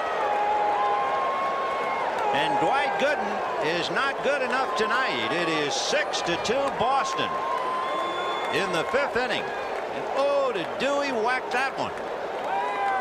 When you hit a ball that hard, that far, you're going up there looking for it, and I'm sure what dictated that looking for the fastball is what he did to Rice. We were all up there looking for the curveball, then he never threw it, and Dewey says, well, he must be having great confidence in his fastball. I'll look for it and jump on it, and he really does. And you know what you have to think of as you watch Dwight Evans going around the bases, Davey Johnson saying, why did I let Gooden bat? And the hitter is Rich Gedman.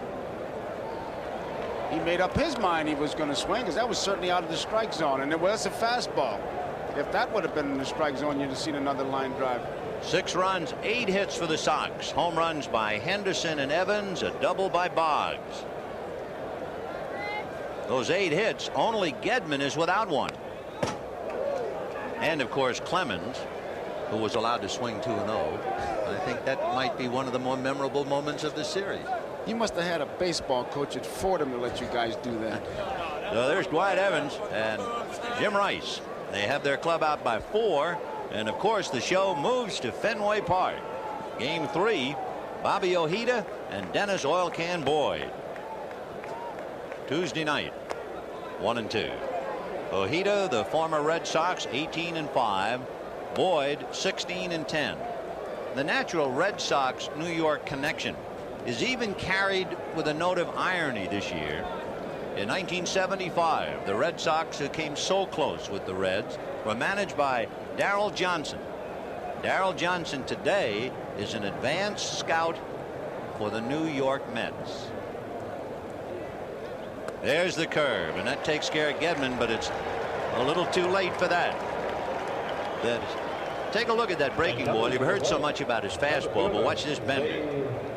I think the thing he does when he looks away from the hitters is as intimidating as any pitch. You take a look at it, that's the slow curve. You can see it twist out of there, and Gedman, although he followed it, kept his head in there, he was just a little bit out in front of it. But Gooden, when he delivers the ball, twice in his delivery, he looks away from the batter.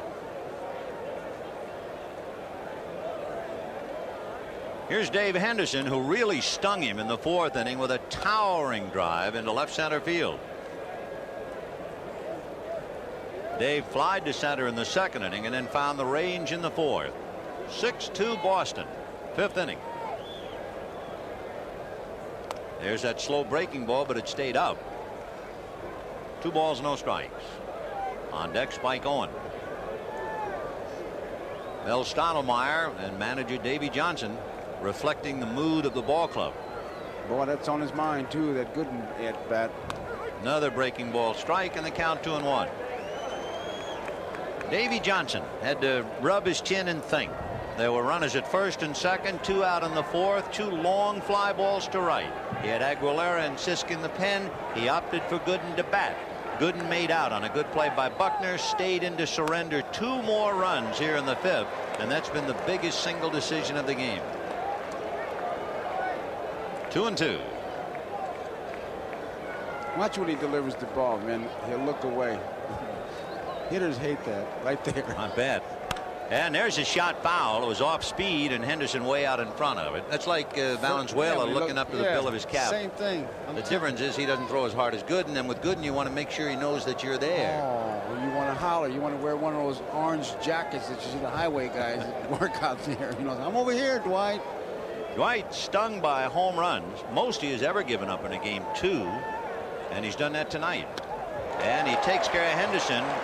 That's 5 strikeouts, but right now that's just window dressing, and the batter is Spike Owen.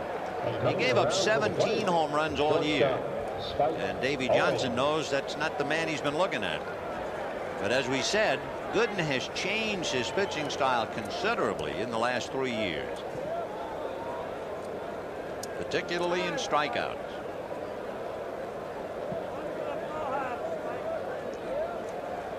Spike Owen walked and singled. 1 for 1. Fastball.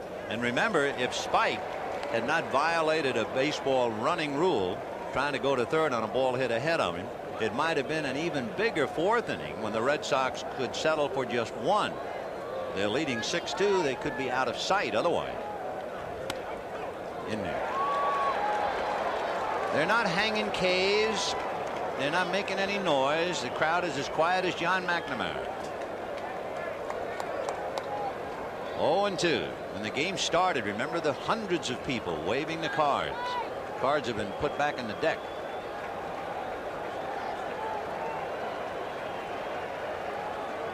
Ooh. 1-2.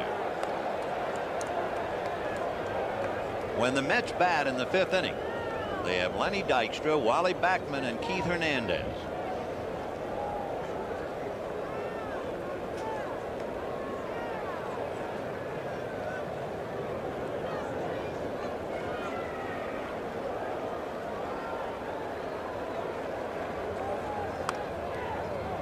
trying to jam him, and he's behind 2-2 now. And he shook off the curveball that Gary had put down there as we looked at Rice and Dewey Evans.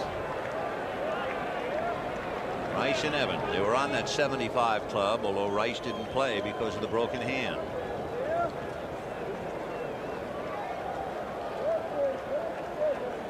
Two balls, 2 strikes, 2 out. Curveball, squirted foul on the end of the bat. I think that's the difference in Gooden this year and other years. He had a spike on in other years. He'd rear back and just hum it and come right at you. Now he's finessing him, trying to get him with the breaking ball. We'll repeat that again. In '84, he averaged 11 strikeouts per 9 innings. In '85, he averaged 9 strikeouts per 9. This year, he averaged 7 strikeouts per 9. Last year, he struck out 10 or more 11 times. This year, 5 times. So he's changed. 2-2. Curveball. So down goes Spike on, and that's the quietest striking out the side job you'll ever see as the Sox go back to work, and they're leading 6-2.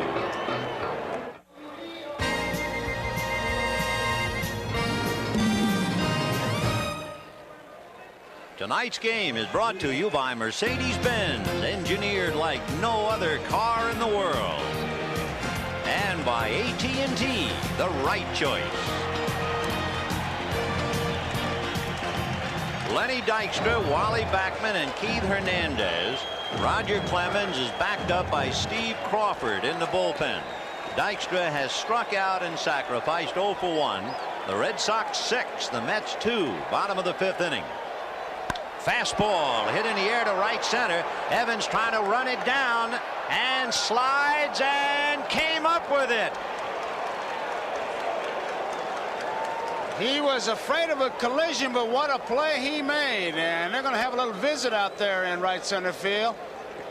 It looks like it's over his head, and Dewey, second baseman Wally, he didn't see that ball. Look at the way he kind of shied away from that. Tremendous catch. He lost that ball and found it once again right here. It looked like he was afraid of a collision, but he just shied away from it. What a play he made. Great play by Dwight Evans, and of course that does more to take the steam out of the Mets. And with 1 away, the batter is Wally Backman. I must say that Roger Clemens, even leading 6-2, and as great as he is very wobbly tonight. And all you have to do is look back to the 4th inning with those long fly balls to right. They're like two great fighters, just keep punching each other out, and legs are getting rubbery, but they're hanging in there. Backman has walked and singled. 1 ball, 1 strike. The Mets with 2 runs, 4 hits. Clemens has walked 3, and he has struck out 3. 1-1.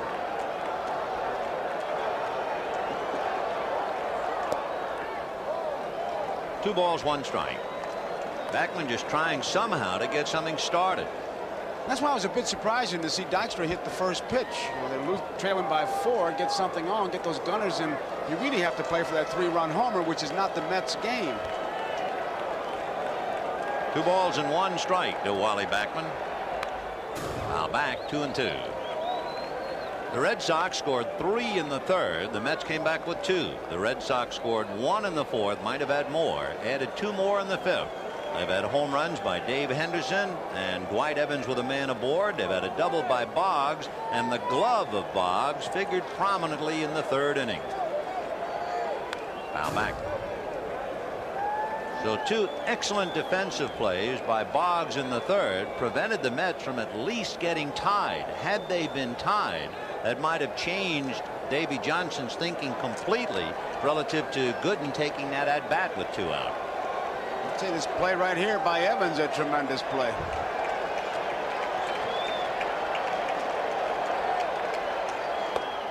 Ball 3.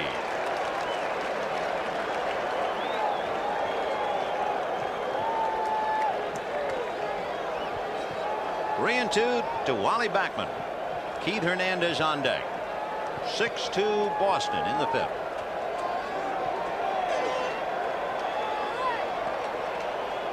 Way out. He walks, the most walks in a game this year. Clemens allowed 6, and that's the only thing that really gives this crowd any heart. The fact that Roger is struggling. He allowed the fewest walks in the majors this year.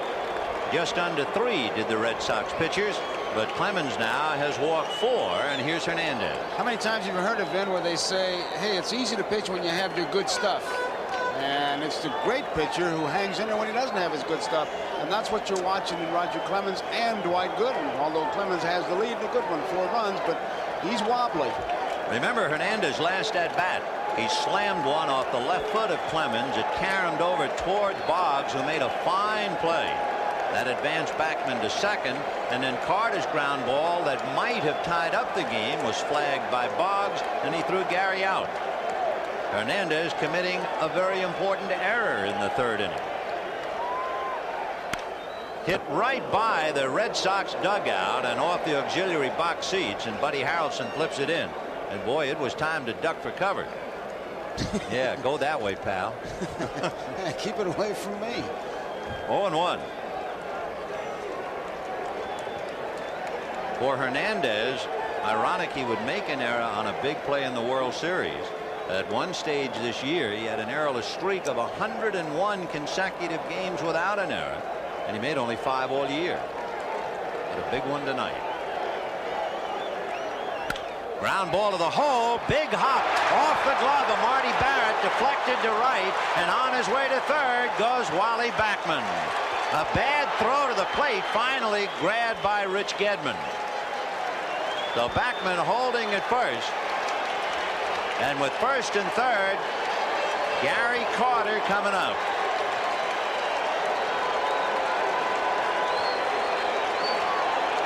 Barrett gets over there, but it takes like a kangaroo hop off his glove. And John McNamara is going out to the mound. He wants to talk to Gedman. Take one more look at it. Barrett was cheating towards the bag, hoping to get a double play. John McNamara has not taken the ball, as you can see from Clemens, so leading by 4 runs. Let's see what he does. Yep. So Steve Crawford will be loosening up and now coming in. It is 6-2 Red Sox. However, the Mets have runners at 1st and 3rd with 1 out. Gary Carter coming up, and we'll be right back. Watching that diving catch by Dwight Evans in the 5th inning against Lenny Dykstra immediately brings back a memory. 1969. Brooks Robinson, the hitter. Frank Robinson at 3rd. A drive into right center. Ron Swoboda makes a remarkable catch. Robinson tags up and scores. The Mets won the game 2-1 in 10 innings. There's Dewey's catch, a little different, but it certainly brings back the memory. Steve Crawford, who pitched in Game 5 Sunday against the California Angels, and perhaps had the quote of any post game in the history of baseball from now and ever on. Talking about pressure, he said, if there was a bathroom on the mound, I would have used it. And we can all identify with that. I should say.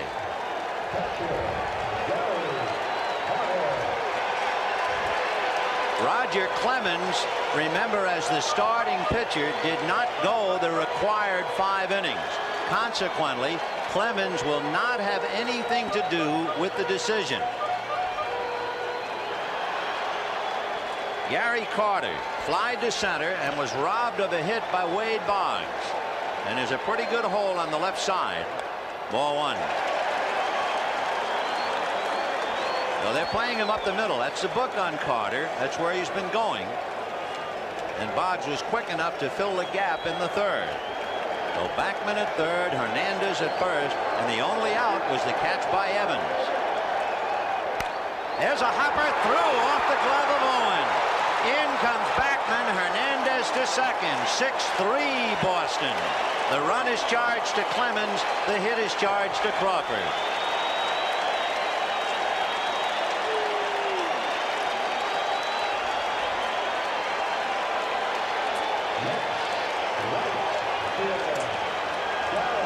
That ball was only about 2 steps from Owens, but really hit, came off that grass. The grass fast, just mowed, and right by him, and the Mets have it going. Hernandez at second, Carter at first, 1 out. 6-3 Boston in the 5th, and Darryl Strawberry, the tying run at the plate. He has struck out and a towering out to right. Ball 1. Remember, he hit the fork ball in the 4th inning and hit that drive to right that Evans caught on the track.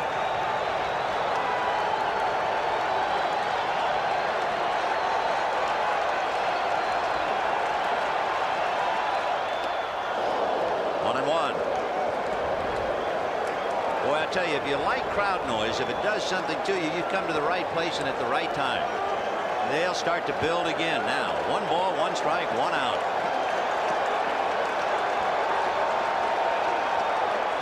Fork ball, and he was way out in front of it.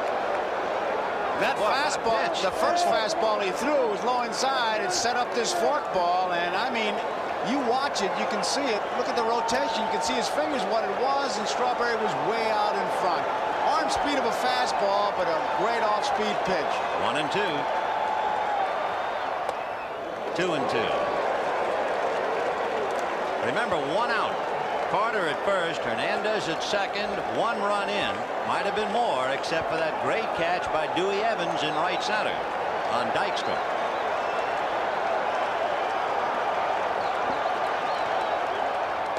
Strike 3 call.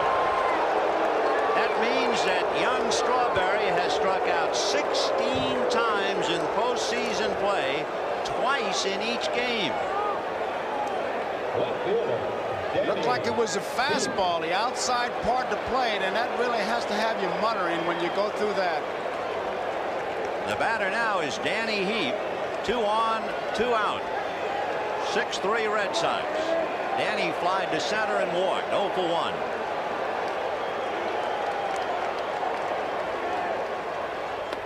Off speed, got that breaking ball in. Strike 1. Standing at first, Gary Carter. At second, Keith Hernandez. Heap hit what appeared to be a hard fly ball to center, if you remember. Went back to the dugout muttering. Off speed, and he went after that. Looks like showing the off speed, make him chase it, and the fastball, keep it away from him. Crawford was in 40 games during the regular year. He had 4 saves, 0-2 record. ERA almost 4, but he's given the Sox a lift. 0-2 to Danny Heap. Shook him off a pitch. He's had a right shoulder injury in July, was on the disabled list as he works on Danny Heap on a 20-day rehab at Pawtucket. He's backed up now by Sammy Stewart, is Steve Crawford. 0-2. 1-2. In the inning, Evans took an extra base hit away from Dykstra. Backman walked. Hernandez singled off Barrett's glove. That was all for Clemens. Carter singled off Owens' glove for a run, but Strawberry struck out. And here's Heap, 1-2. Fouled away. Fastball. The first pitch he threw was the slow curveball for a strike. He threw a fork ball he swung at, then he threw a high, tight fastball, and then you could see Gedman move in with the fastball inside. That was the one he wanted to jam him with, and he fought it off. He has shown him the whole load right there this time at bat. So Steve Crawford trying to bail out Roger Clemens in the 5th inning, and the Mets trying to get back in the game. 6-3 Boston.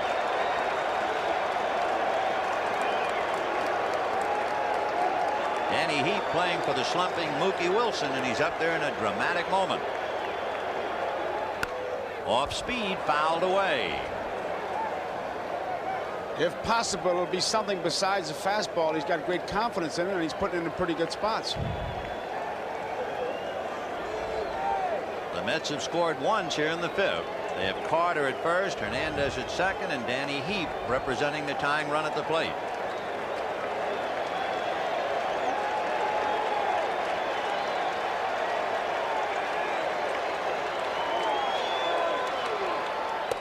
Two and 2. He wanted the fastball inside. You can see Gedman slide over there. Here's where he wants to make it happen. He doesn't want to go deep 3-2 and give those guys about 3 or 4 steps. The Mets do not have great running speed out there. Hernandez at second is okay, but Carter is slow at first. 2-2 to Danny Heap. Big pitch. Ball 3. Now the edge is for the Mets, and McNamara knows it. The runners will be going 3-2 and 2 down. On deck is another left-hand hitter, Howard Johnson. So the runners poised and at the ready.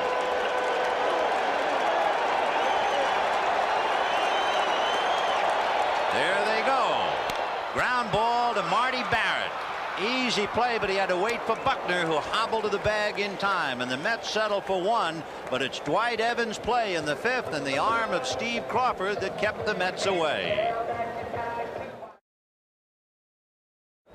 Meanwhile, the Mets make a 2-for-1 switch. Since Danny Heap made the last out, Rick Aguilera comes in and will bat in Danny Heap's spot. Then you take Heap out and Mookie Wilson is in left field. That means he bats 9th, and he'll be 3rd up in the bottom of the 6th inning. Rick Aguilera, fastball, curve, and slider is his best pitch.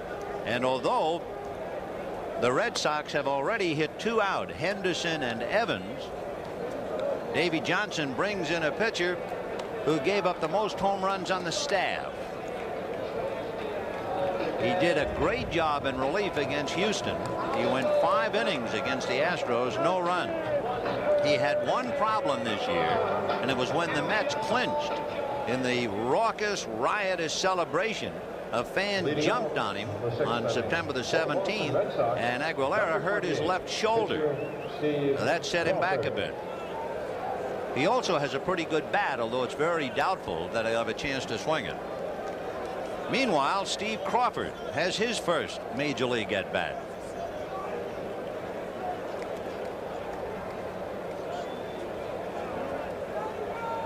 Six to 3 in favor of Boston. 0-1 the count. And now it is Steve Crawford and Rick Aguilera. And whatever happened to the dream matchup? High pop fly into shallow right field. Backman out. Strawberry. So far, Crawford wins the pitcher's pool. He hit it farther than anybody. There they are. They have given baseball fans throughout the country great memories all year, but they walk off the stage tonight leaving a lot.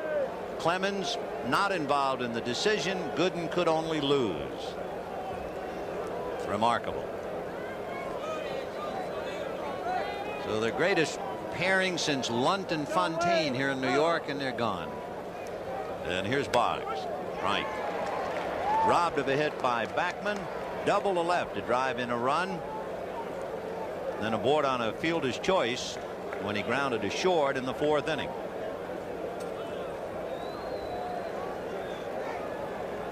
Top of the 6th. 6-3 Boston.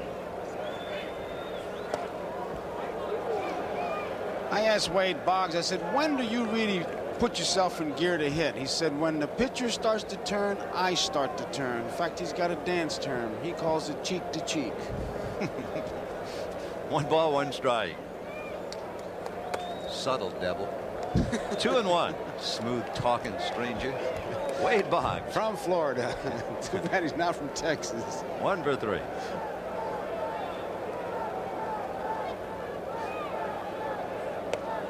Ball 3. On deck, Marty Barrett. Wonder how dedicated he is. He was reading Ted Williams' book on hitting when he was in the Little League. Great book to read. 3-1. You know, you talk about Boggs as he draws that walk. Wade Boggs has a lifetime batting average in 5 years with the Red Sox of .352. Ted Williams had a lifetime batting average of .344 over 19 years. 19, and he missed a couple of years because of the war. I can still see him hit those hard sinkers. It looked like they were going to go out the ballpark and they zoom right down. You know, talking about Ted Williams is another great hitter in the ballpark tonight.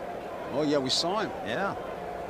There goes Boggs, and the ball is hit slowly to short. Santana in a hurry. Off balance throw gets him, but Barrett did his job with the runner going.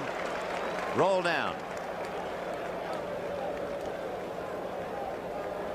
Every great batter works on the theory that the pitcher is more afraid of him than he is of the pitcher. And I can hear Bob Gibson right now saying, oh, yeah. Bill Buckner. You know, we were talking about great pairings, and in the course of it tonight, we talked about the Bob Gibson Denny McLain pairing. They were each MVP that year. McLain won 31. Gibby won 22 when they met in the '68 series. But the year that Bob Gibson had in 1968, to me, is as great a year as I have ever heard of. He was never knocked out of a game, and he made 34 starts. Never knocked out. 4-1. He completed 28 of the 34 starts. Completed them. And his earned run average was 1. And the managers were afraid to take the ball from him. Wow. 1-0 to Billy Bucks. He lined to short, single to right, fly to left. 6-3 Boston, top of the 6th. Ball 2. Boggs at second with 1 out.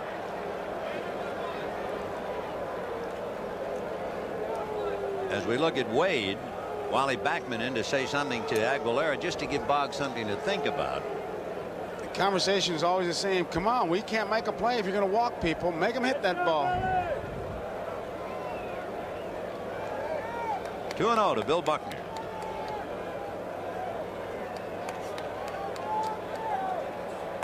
On the corner for a strike, 2-1. Aguilera had some bursts of great pitching.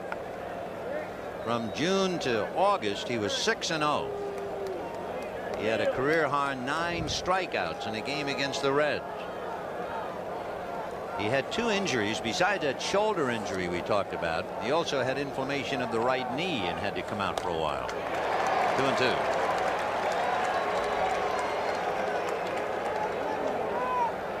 What if Carter got hit again? I saw him just shaking his head once again. That backswing, he's talking to Jim Evans about it. He's going to talk to Walt Riniak about it soon. See, he did get a little tap there. I tell you get those. By the time the year's over, you're just glad to get away from people. I can hear Carter now. Top hand fly my foot. Yeah. Killing me. 2-2.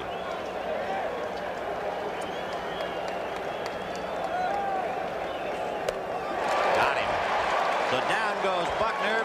Boggs at second base is left there, and at the end of 5.5, Sox 6, Mets 3. 2 big decisions tonight involving Dwight Gooden. One would be John McNamara playing with his head a little bit, going after that bandage, and the other Davey Johnson's decision to let him bat. That was a bit unusual. Johnson had a chance to make a move. Gooden, I'm sure that he's thinking about it, and I agree with you with the Gooden thing. They took the Band-Aid off his left finger's ring finger, and it might have affected him. Also, the Mets have the chance now. They got into the Red Sox bullpen early enough, but they haven't been able to capitalize on it.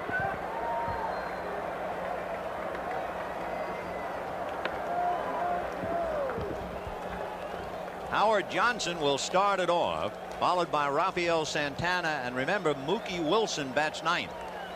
So Steve Crawford working on Johnson. Hojo struck out in the 2nd inning, then hit what looked like to Davey Johnson, and I'm sure everybody in the ballpark, a home run to right in the 4th inning, and it died, and Dwight Evans caught it. That was a big play. Then leading off the 5th, Evans made a diving, dazzling catch to make an extra base hit away from Dykstra. Plus the 2 great defensive plays by Wade Boggs, and that's the difference. That has kept the Sox on top, leading by 3.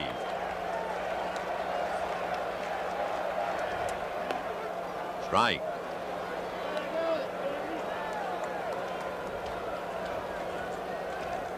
Make no mistake about it, at this juncture, the proud Mets are hurting. They lose this one, down 2-0 and go to Fenway to battle to survive. You'll hear all kinds of statements. 1-1. Fouled away. 1-2.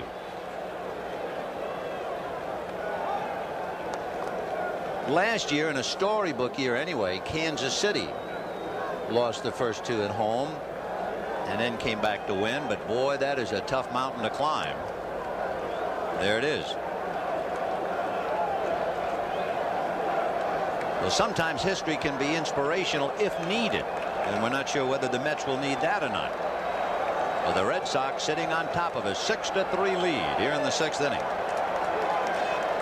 1-2.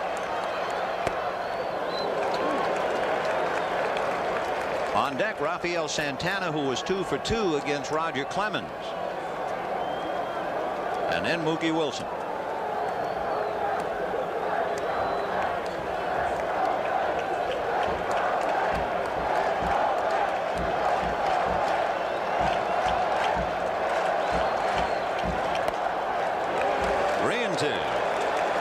What sends managers to the water cooler and gets the old boiler really humming is to have a 6-3 lead. And there you see John McNamara. That'll do it, boy. That'll start a hockey game in the middle of your stomach.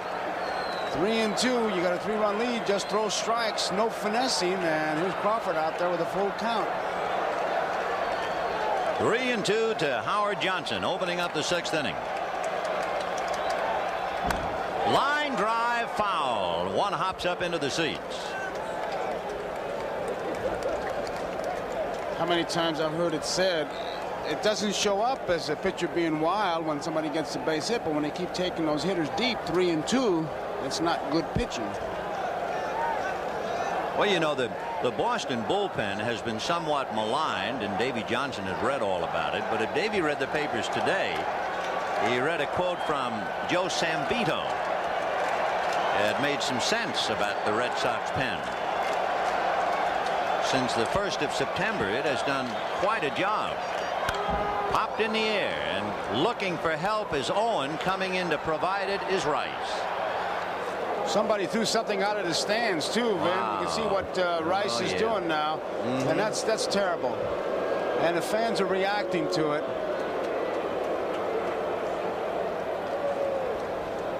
Looks like a ball of sorts. So Jim Rice makes a good play. Fan trying to distract him. Wow, did you see that thing go by like Halley's Comet? And you can see Rice pointing towards it. No need for that. What Sambito said, and it really is sharpened up now, he said since September the 1st, the Boston bullpen has fewer losses than any team in baseball. And remember, the Boston bullpen did not lose a game at Fenway Park all year. They're going to check it first. No swing, says Harry Wendelstedt, and the count 1 ball and no strikes. And the Boston bullpen, the only team to have 3 men with 9 or more saves. And Crawford is trying to make that statement stand up. 1-0 to Rafael Santana. Ground foul. Buddy Harrelson, who played every inning of 2 World Series for the Mets in '69 and '73. You might remember he got into a wildly written about fight with Pete Rose. Boy, I can see why you'd want him as a coach. He's very active before the game. In the pitch batting practice. Yeah. He's a good one. 1-1. Strike. You know, I was saying that before, that the Red Sox were getting ready for Gooden by having Bill Fisher and Glenn Hoffman pitch batting practice. The Mets were getting ready for Clemens with Buddy Harrelson and Greg Pavlik. So how important is batting practice? 2-2. This time of the year, it's just to break a sweat. If you're not ready by now. I mean, I would think if you really wanted to get ready for flamethrowers, you'd stand 5 feet in front of the plate if Buddy Harrelson is pitching batting practice. Maybe 10 feet. Maybe 10. 2-2. The count to Rafael Santana. Hit an inside fastball. It's backhanded and short hop by Boggs. Oh, what a play by Wade. That's the 3rd dazzler he's turned in tonight. Hey, we talk about him reading Ted Williams' book. He's been reading the Brooks Robinson book. Here's one where he backhands a short hopper, sets himself, and then makes the long throw. That's his 3rd great play tonight. Wade Boggs dazzling him with his glove. He has 1 hit, but boy, has he come up with 3 beauties. On Hernandez, on the carom shot off Clemens' leg, on Carter that would have driven in a run to tie up the game. And now this play on Santana. And then there was the other great defensive play by Dwight Evans on the ball hit by Dykstra. Mookie Wilson, ball one.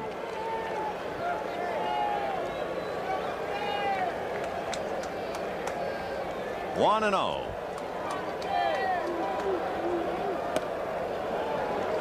One ball, one strike. Steve Crawford had to come in the 5th inning and pitch to Carter, who singled, but he struck out Strawberry and got heaped to ground out. Now he's gotten 2 outs in the 6th thanks to Wade Boggs. Foul back, 1-2. Red Sox 6, Mets 3. And a reminder, our viewers will be selecting the NBC Miller Lite Player of the Game at the conclusion of the ball game. Meanwhile, Ray Knight talking to Keith Hernandez, but it can't be a very happy conversation.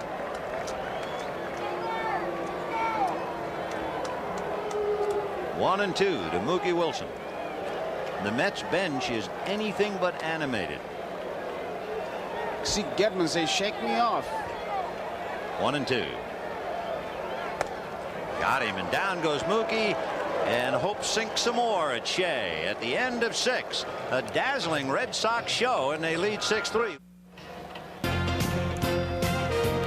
You hear about Wade Boggs' bat, but he has really made himself into a good infielder.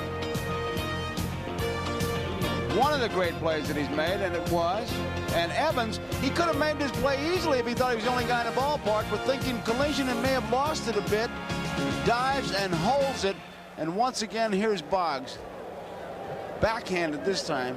Usually when a fella can do one thing good, and Boggs certainly is good at hitting, that's all he wants to do. But the good ball player, the real good ball player, he works on the things he's a little weak on, and Boggs has made himself a doggone good infielder.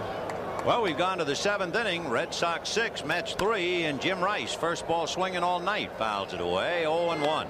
The Red Sox have really shown the Mets their game, and of course Boggs has really been a major portion of it. A couple of dazzling plays at third, as you've seen. He also doubled to drive in a run. The Sox have 8 hits, and that's going to be number 9. And for Jim Rice, his 2nd hit. And once again, the Sox get the leadoff man on base. They had Owen lead off the 3rd with a walk. Henderson lead off the 4th with a home run. Rice lead off the 5th inning with a single, and now the single by Jim in the 7th inning. Remember, Evans came up in that 5th inning after Rice jumped on the fastball and hit a fastball on the tent out there in left center field. He'll look for his pitch, and if he gets it, he'll take a pretty good rip. You know, if you have studied baseball at all, you know that the Mets have not been the only people to host a game here at Shea Stadium. The Yankees played here. Here's a base hit to center. The 2 on and nobody out. The point being that a couple of the Red Sox were no strangers at all to Shea Stadium when the Yankees played here. Don Baylor played here. Bill Buckner, Dwight Evans, Tim Lawler, Jim Rice, Joe Sambito, Calvin Schiraldi, and Tom Seaver. They all know about Shea Stadium, and they now have piled up 10 hits. For Evans, he has a single and a 2-run home run. And here is Gedman, who was the only regular in the lineup without a hit. Everybody else has at least one. And forget the pitcher. They jumped on the first pitch, Rice and Evans. And he tried to. 0-1. The Mets thought he might bunt. They brought up the corners, but now Hernandez is back. Howard Johnson is right at the bag at third. So they're not expecting Gedman to bunt towards first, at least. I think I'd snap off a curveball right here, hope for the ground ball. If he bunts, he bunts. I wouldn't look for it. No. Hit down the left field line, slicing foul, and well out of play. 6 runs, 10 hits for Boston. 3 runs, 6 hits, and an error for the Mets. I just wonder if he missed a sign or something, because Carter really talking to him. There's no way you're going to get a ground ball where that pitch was. And that's what you're looking for. 2 men on, nobody out, catcher running. He's got the good overhand curveball. And with the man on second base, they could have conceivably switched signs, and luckily it was fouled off, and Carter was not crossed up. But he sure had an animated conversation, if nothing else. One catcher trying to outslick another at the plate. Gedman grounded out and then struck out in the 3rd inning and struck out in the 5th against Gooden, who went quietly in the 5th inning even though he struck out the side. He gave up a single and a home run to Evans and he was done. He's not sure of the signs. See, what I knew that was happening. I'm almost positive he got crossed up. Now, usually when you got a man on second base, you touch your equipment, that's the indicator. Whether you touch the mask, it'll be the first sign. Touch your chest protector, it'll be the second sign. Touch your shin guard, it's the 3rd sign. Or whatever you make up between innings. And Carter went to his mask, and as soon as he did, Aguilera backed off. Now he goes to the protector and then the mask, and we'll see about the 0-2 pitch. It's Loop back a second into shallow center. It's going to fall for a hit. Coming to 3rd is Rice. The ball is bobbled in center, but they're still going to hold him. And the bases are loaded with nobody out. And Carter is still annoyed and upset with Aguilera. He shook his head and patted him, although that time maybe he was just consoling him over the blooper. They made a good pitch, and the hitter got away with it anyway. So now Gedman joins the fun. He bloops a single to center, and everybody but the pitcher with a base hit. And the batter is Dave Henderson. Dykstra thinking maybe Rice was going to come to the plate, but there was no chance, especially with nobody out. Even though he dropped the ball, they had already sent Jim back. Nobody out. They're not going to take many chances. I mean, it's station to station. Keep making left turns, guys. Rice at 3rd, Evans at 2nd, Gedman at 1st. And here is Henderson. Flied to center, hit the home run and struck out. The infield has to play up. And the pitch outside ball 1. It's too late now to give up a run and go for 2. It's the 7th inning and the Sox are leading by 3.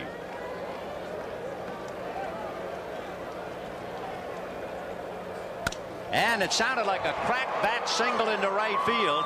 Rice will score, and that's it. 90 feet at a time, and it is 7-3 Boston. Still nobody out, and I heard that bat crack, so Henderson won't use it again. And Johnson would like to crack it over his knee if he could. Base hit, 90 feet. Looked like a fastball inside part of plate. He sinks it in, kind of hit it off the end. Perfect spot with the infield in, and move up 90 feet, get some gas, and look at the road map. So that's 4 consecutive hits by the Red Sox in the 7th inning. Rice, Evans, Gedman, and Henderson. Jesse Orosco begins to loosen up down in the Mets bullpen. Well, the Mets are really hurting now. There's Jesse. The batter is Spike Owen, and Doug Sisk has now joined Jesse. Boy, that would be a contrast. Orosco hanging on, having to strike out Kevin Bass for the big out in the big game, and then to be brought in mopping up in a 7-3 game.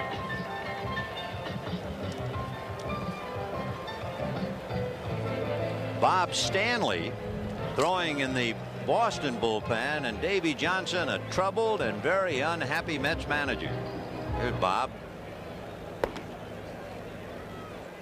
So the Sox just trying to tear it wide open now. Evans at 3rd, Gedman at 2nd, Henderson at 1st. And the infield must stay up. You might say, why would you wonder about a grand slam home run with Spike Owen at the plate? Well, the last grand slam in a World Series was by a pitcher. 4-1. Dave McNally of Baltimore. He hit it off Wayne Granger, so in case you had the thought. Steve Crawford is not on deck yet, and now he's coming up the steps of the dugout. 1 ball, no strikes. Fouled away.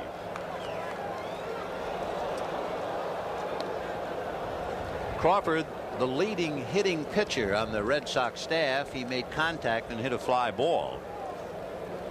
But Roger Clemens allowed to swing 2-0, sacrificed in the 4th inning, and it was Clemens who bunted, and Hernandez made the bad defensive play in the 3rd inning. Nobody out, and there's a base hit to left field. In comes Evans. He'll stop Gedman. You go 90, I go 90, and we go up 8-3, say the Sox. It looks like they're playing one of those video arcade games. You get a hit and they all just move up. They just move up.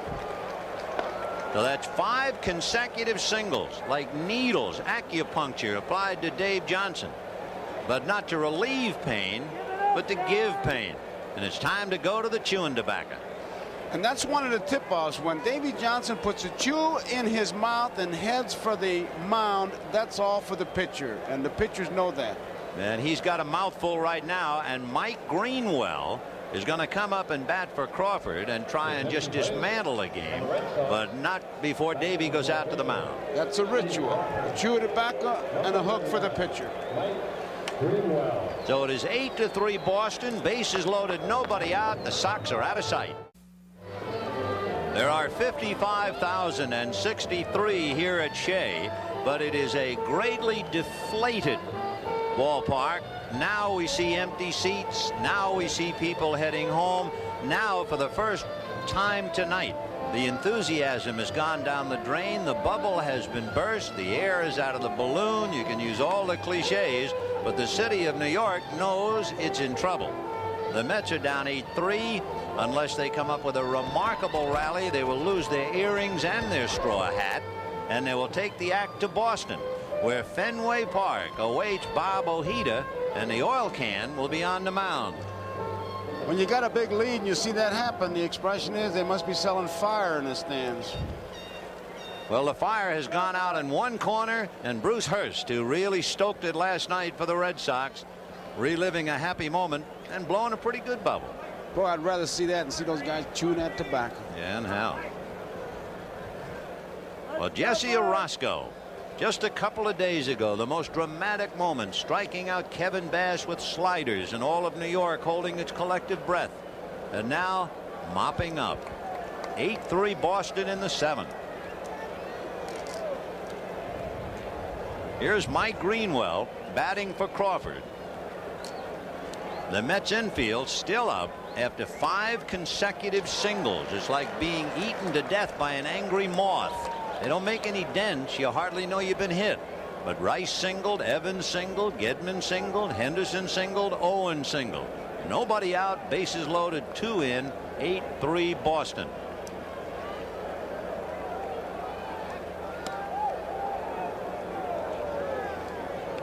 In the World Series, as you can see, 6 consecutive hits, and Boston has 5 in a row. Those 6, by the way, were in the 9th inning.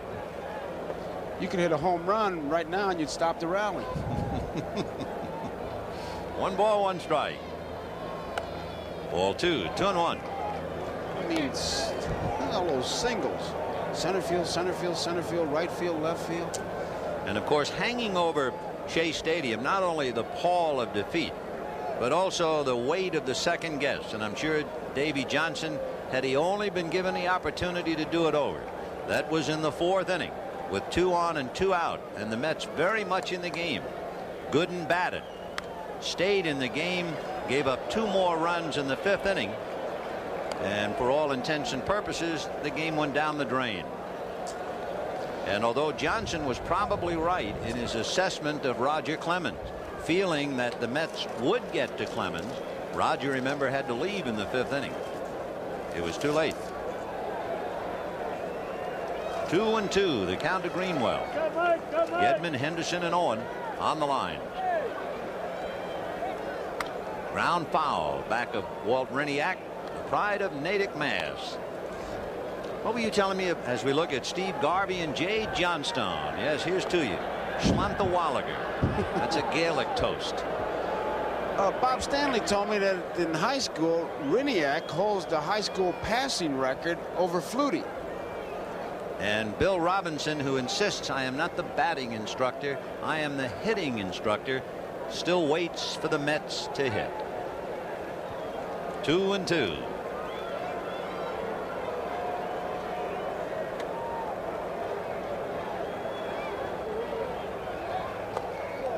And Orosco goes 3-2.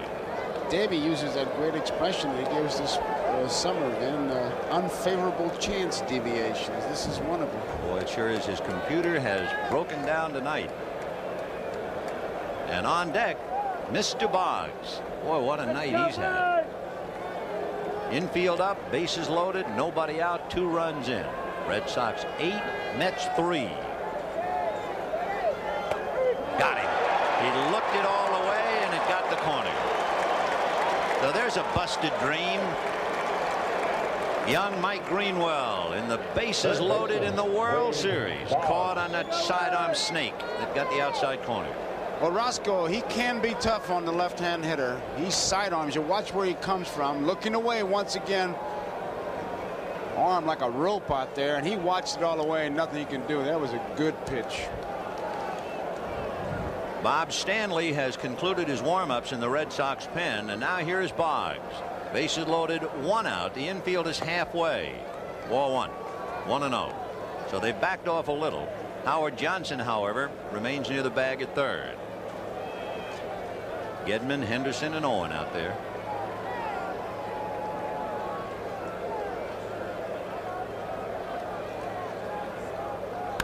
Slicing foul down the left field line, way out of play. 1-1. When the Mets hit in the 7th inning, they will send up Len Dykstra, Wally Backman, and Keith Hernandez. If you're wondering, Boggs does have a grand slam this year. Oh, that was a good pitch. He quit on it and dropped in there. Vicious curveball. It's the kind of a pitch he usually waits on. Hits to the opposite field. 2 strikes now. He'll be going almost certain to be from the mound towards left field. 1-2 to Wade. Got him on the breaking ball, and that's quite a feat in itself. So Orozco strikes out Greenwell and Boggs, and that'll bring up Marty Barrett. Second baseman, Marty. Big breaking curveball, but it is also his motion. When he gets that left arm out there, watch it. Looks away. That's intimidating. Finds that target, and look at that. From way out there, the curveball. And you can see Boggs bailing out. Bat was there, but the body was in the first base coach's box. Marty Barrett grounded out, twice singled to right and grounded to short, but he's gone the other way 3 out of 4 times. Ball 1. Remember last night talking to him, he said, I want to protect that outside part of the plate. I go that way. I'd rather be jammed inside than to take that pitch outside for a strike. Well, they say he likes the ball away, and he has certainly shown that in the 2 games. On the outside corner, but it was up, and they count 1 ball, 1 strike. You can see by his stance that he strides that way. Orozco with a fastball and a good slider. There's that mystery foot. He moves it, but doesn't know why. As soon as he starts to swing, there's that mystery batter's box. Yeah, it's a rumor. Ball 2, 2-1. There's no such thing as a batter's box. It's long gone.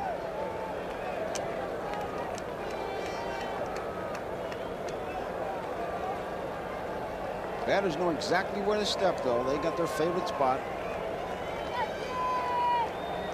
2-1 to Marty Barrett. And he hits it in the air to left center. Dykstra trying to run it down. He does. However, 5 straight hits for 2 runs. 3 left. And at the end of 6 1/2, 8-3 Red Sox.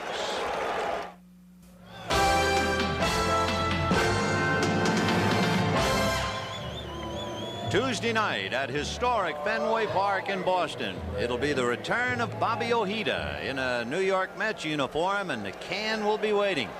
Tuesday night. But we still have plenty of tonight left. 3 innings to go. And Bob Stanley, the big guy with a good palm ball. He'll be working on Lenny Dykstra. 1 ball and no strikes. So the Mets got what they wanted. They got into the Boston bullpen early enough, but Crawford shut them down, and now Stanley's trying to do it. A hopper into left field. Base hit for Dykstra.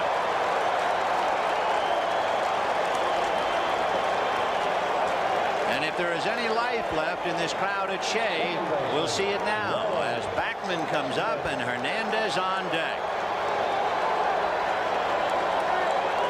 Stanley was a workhorse for the Red Sox. He was in 66 games during the regular year. He even got a start in Kansas City.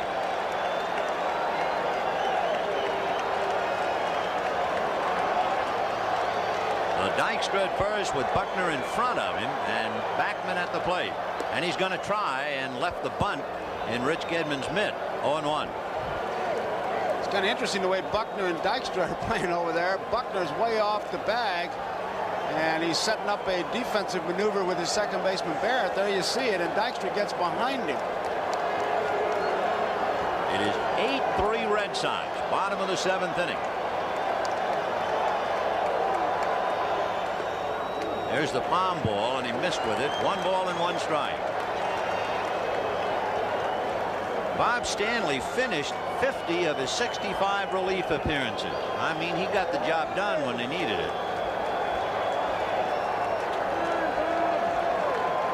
Backman waiting. 1 ball, 1 strike.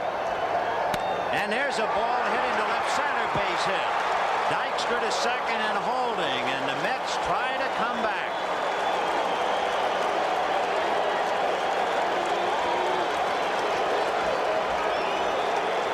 I'm sure that McNamara would like to keep Schiraldi out of there, but you never know. There's some action. Somebody's getting up.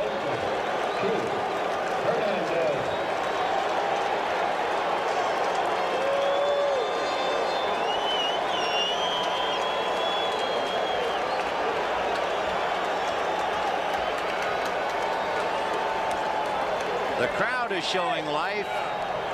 The Mets pen quiet, but now Fernandez throwing. Calvin Schiraldi gets up in the Boston bullpen. So Dykstra at second, Backman at first, nobody out. 8-3 Boston in the 7th.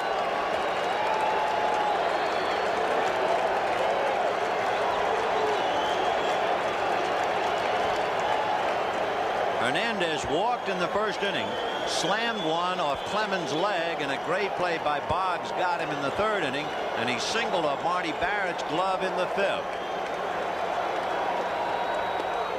Strike.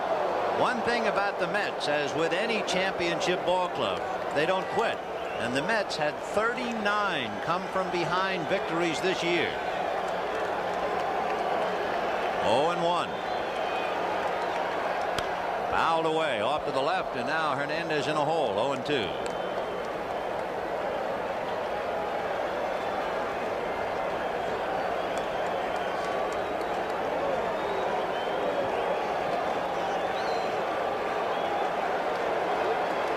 Mets trying to get back in the game. The 2 pests are on the baseline. Palm ball misses. 1-2.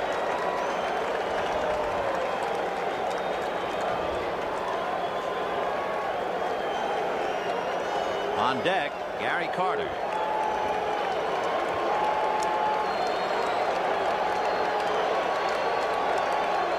Palm ball got him. You talk about changing speeds. What a surprise that was. 1 ball and 2 strikes, and Stanley gives it the big windup and throws the palm ball. There you see it. You got a good look at how deep in his hand it was. And Hernandez not only out in front, but way off balance. That super slow-mo really showed that palm ball. I think the palm ball is extremely effective, especially if you're a man as big as Stanley. He's 6'4" and 220, and you expect everything to come up to the plate in a hurry. Here is Carter. It's that arm speed once again. Yeah. Very deceiving. Carter flied to center, robbed of a hit by Boggs, and singled. Strike. Boggs made a great play on Gary's ball. Otherwise, the Mets would have tied the game in the 3rd inning. And then Carter singled off the glove of Owen against Crawford.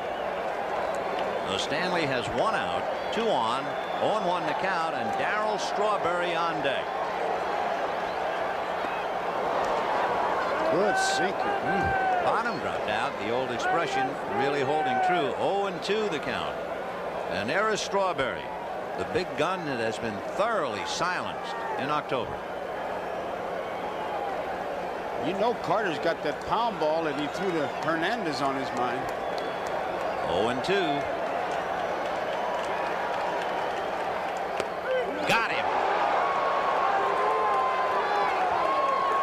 took a shot at the outside corner, and it's one of those too close to take with 2 strikes. Right fielder, And that pretty much says it all. I don't think it was a strike, but... Boy, there's a lot of head shaking in New York. Confused, bewildered. Talking about confused and bewildered, pretty good words to describe Darryl Strawberry up to now.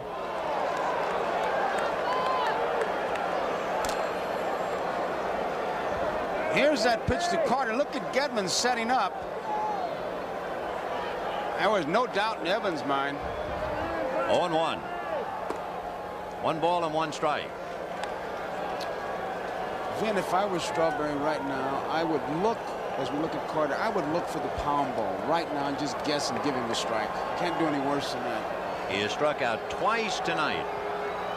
Ball 2, 2-1, and he has had as humiliating a time in the postseason activity as any big hitter. Let's take a look at that. There's the grip. That's why they call it the pound ball. It's very simple. Deep in your palm, and you use the arm speed like you're throwing a fastball. Of course, he looks like Dizzy Gillespie the way he was puffed up there. Fouled away, and Strawberry out in front of it. And a count 2-2. Lee Mazzilli. Remember, Strawberry is followed by the pitcher after that 2-for-1 switch with Aguilar and Wilson. So Lee Mazzilli is on deck to bat for Orozco, if he gets a chance. Little roller up along first base, foul ball. Sinker ball, the outside part of the plate, tried to pull it. Just confused. For the Mets, this inning is not a typical inning. Not for Carter, not for Hernandez, but it was typical for Dykstra and Backman. The little pests set the table. Dykstra single to left, Backman single to center. But the big guys were thoroughly muffled as Hernandez struck out and Carter strikes out. And here is Strawberry with 2 strikes. 3-2. Tell you one thing, I don't know how in the world you can throw a pound ball for a strike. And the Mets are probably wondering that too. Hernandez is angry, visibly affected about the way that ball fooled him to strike him out. 3-2, runners go. 1 hopper, staying with it is Spike on. Low throw, Buckner digs it out. It's as if they're trying to tantalize the Mets. 2 are left, and at the end of 7, 8-3 Boston. This telecast is presented by authority of Major League Baseball. It may not be reproduced or retransmitted in any form without the express written consent of Major League Baseball. It is 8-3 Boston in the 8th inning. The Mets have left 6 men in the last 4 innings. They have left 8 in the game. The Red Sox left the bases loaded in the 7th inning, and they're still breezing and leading by 5. leading off the 8th inning for the Boston Red Sox. First baseman Bill Buckner, followed by Jim Rice, and then Dwight Evans against Jesse Orozco. Buckner lined to short, single to right to drive in a run, flied to left and struck out.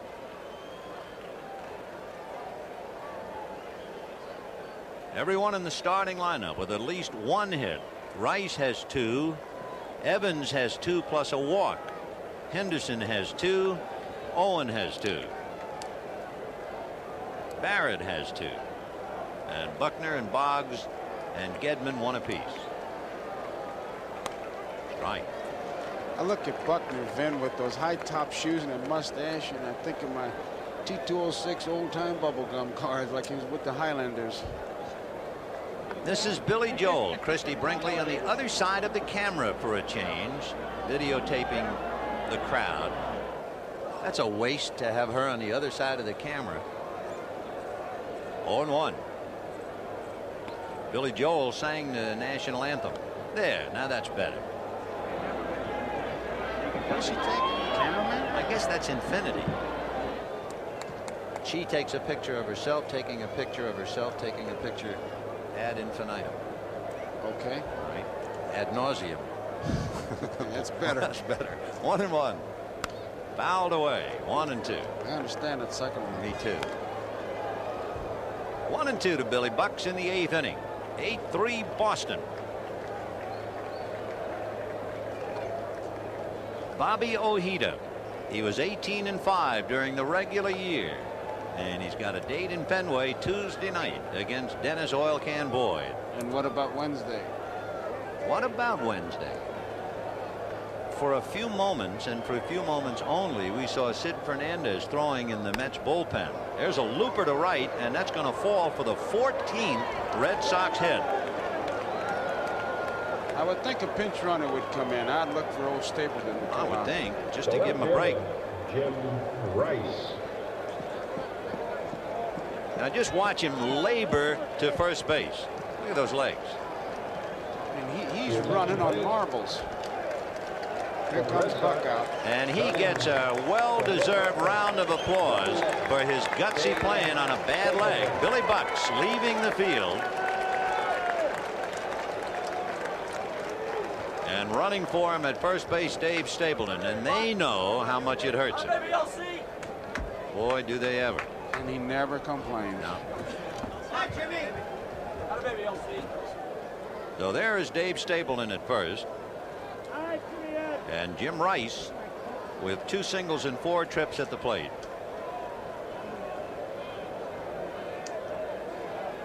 He has hit the first pitch, or at least swung at it, every time up, and he fouls that one away.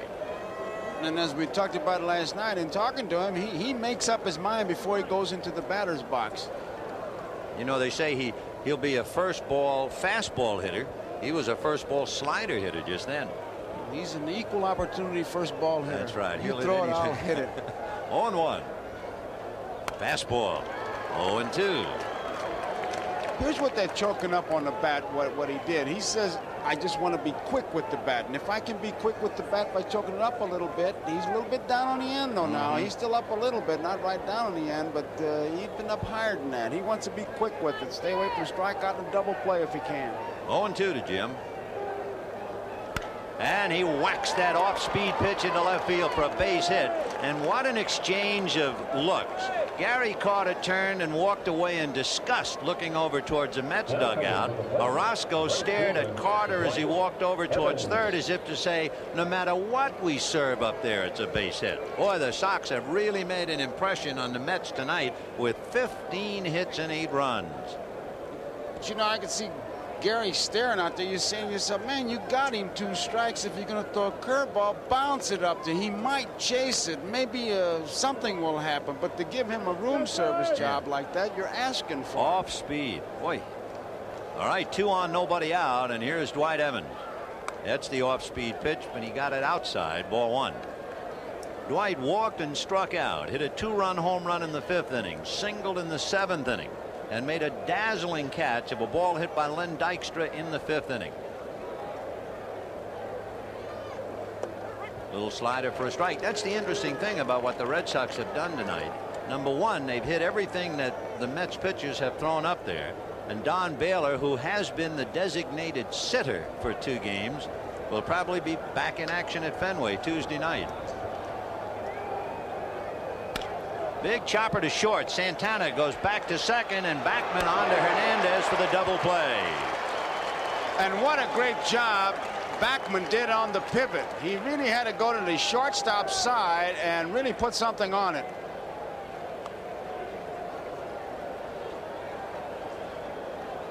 Santana gives him a good ball hit. Now watch where he ends up. Try to take him out to play, but he really made a great pivot. A rolling block by Jim Rice to no avail, and with 2 down, Dave Stapleton is at third, and the batter is Rich Gedman. Can you imagine what Rice must sound like coming down to Backman, like the 5:15 leaving Grand Central? So Gedman with 2 out in the 8th, 8-3 Boston. Ball 1, 1-0. When the Mets hit in the bottom of the 8th, there'll be a hitter for Orozco, then Johnson and Santana and Wilson batting 9th and 4th in the inning. Rice down the stairs and out of view.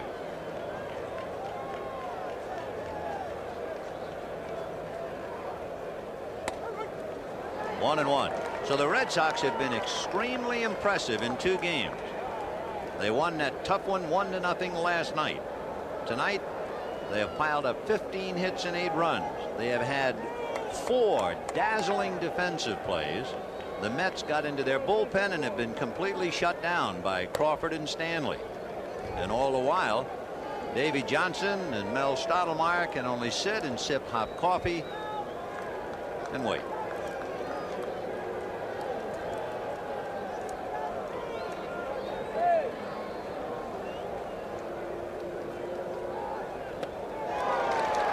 Two. And as you say that, man, I just think of that shot of Baylor. There'll be no pitcher in the ninth spot when they get to Fenway, and Baylor's had a tremendous year for him. And remember how they talked about how the Red Sox were going to be at such a great disadvantage. They couldn't have the DH. They'd have to maneuver their pitchers. They'd have to get into the bullpen.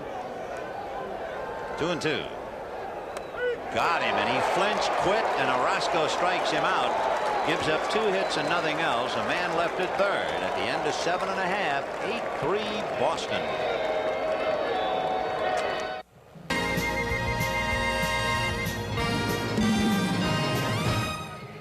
Pictures showing you the despair of the Mets, at least at this stage of the World Series. And a date in Fenway Tuesday night. And not exactly a lot of rah-rah down there.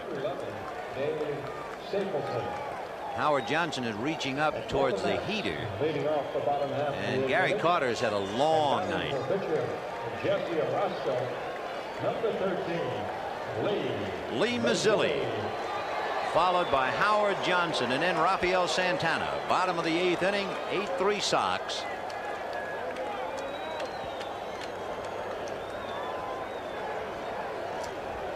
Mazzilli, a former Met who has returned, fouled it away.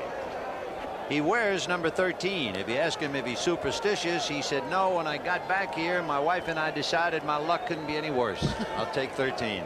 So he's wearing it. 0-1. Fouled away.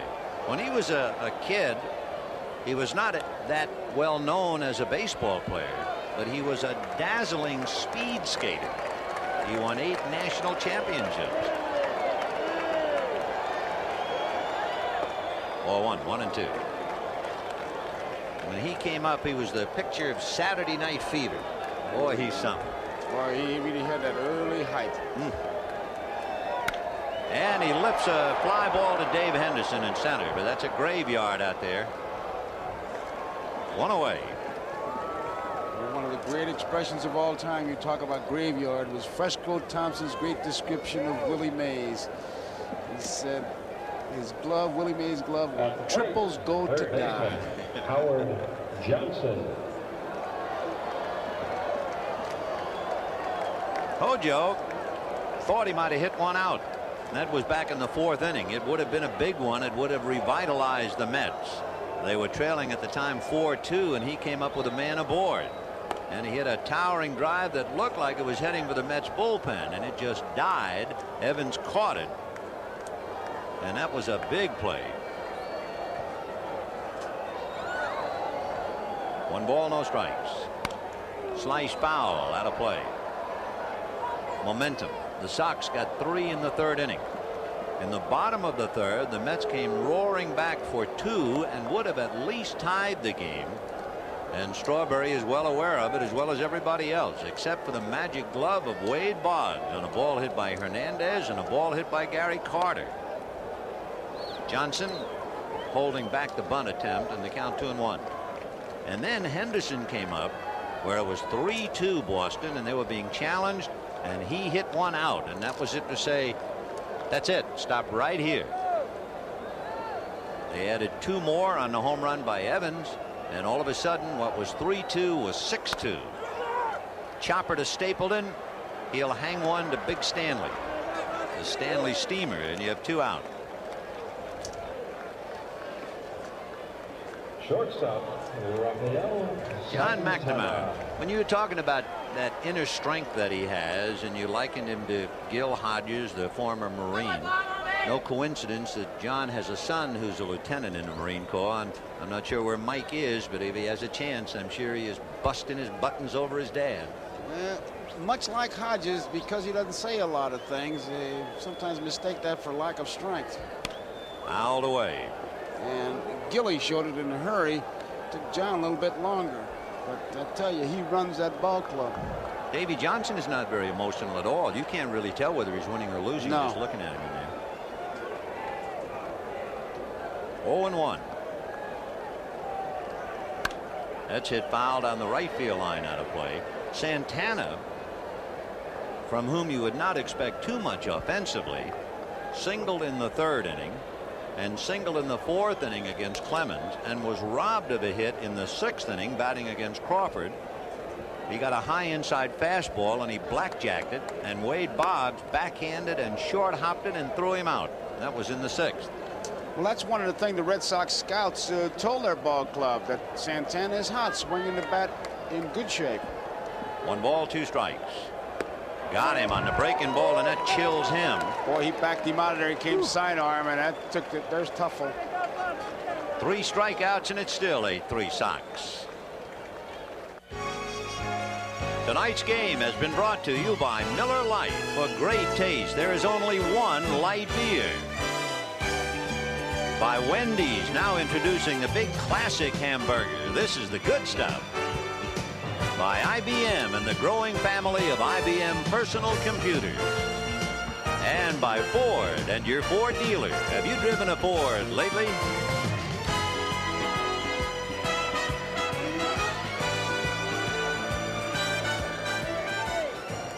The big Hawaiian will hang 10 on the rubber now as we go to the 9th inning. Sid Fernandez.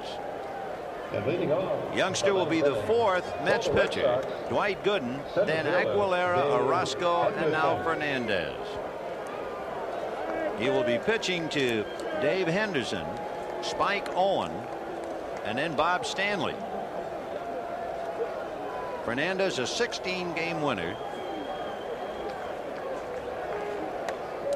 In seeing him pitch tonight, you begin to think more and more about Game 4. Johnson was pretty sure he was not going to expose his young left-hander, who was inclined to be a little wild anyway, to Fenway Park.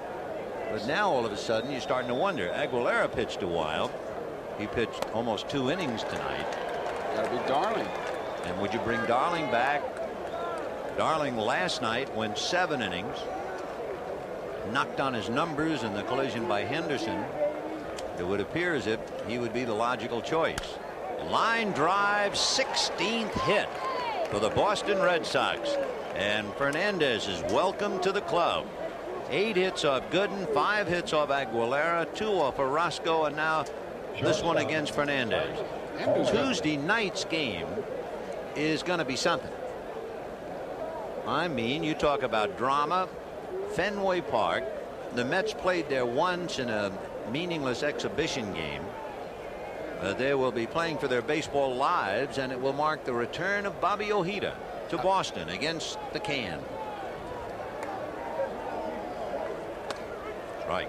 When you talk about Oil Can Boyd, and they talk about the guy's got 6 pitches, natural ability all over the place. Ojeda's done some job and familiar with Fenway Park. And there he is. And I would think the Boston fans will probably make a little noise. Oh. Fouled away, and the count 0-2. Listen, this ball club, I tell you, they waited a long time to make some noise. 1918, the last time that the Red Sox won a championship. Whether that was an ominous note for the Mets and a harbinger of good things to come for Boston. But the last time they won it, they won the first game 1-0, pitched by Babe Ruth, and they won last night 1-0. They had the frustration of 75 and the heartbreak of 78, but they'd forget that in a hurry if they keep this thing going. You don't think the Mets want to spoil that homecoming just like the Red Sox spoil this homecoming. So Tuesday night will be something at Fenway Park. 1-2. Spike Owen, a switch hitter, batting right-handed. Davey Johnson has to be deep in thought, watching Fernandez, thinking about Tuesday, and then the gap in his plans on Wednesday. Ground ball up the middle, and even though it hit the side of the mound, that couldn't take the sting out of it. That's 17 hits. So there are runs in the stockings, and there are 17 hits to go along with them. Number 46. 2 on, nobody out. It's the 3rd hit for Owen. Yep. Henderson 3. And remember, he hit it right-handed. So Spike Owen with 3 hits and a walk. And the batter is Bob Stanley. Oh, he wants to crack a bat so he can put it in his trophy case. I know he's videotaping this. Johnny Mack wants him to sacrifice, or at least the Mets think so. Let's see. Yep, Hernandez right on his neck, and he fouled it back. 0-1. Boy, you talk about the first baseman coming. Of course, he's made that play, charging the bunt and getting the force at third. The only way you make the great play is by gambling. He's really going to get burned if Stanley had enough to punch it down the first base line, but that's pretty easy to say. You're in that batter's box. You make up your mind to bunt one way. Very difficult to change. Hernandez knows that, and he is really ready to charge. 0-1 the count.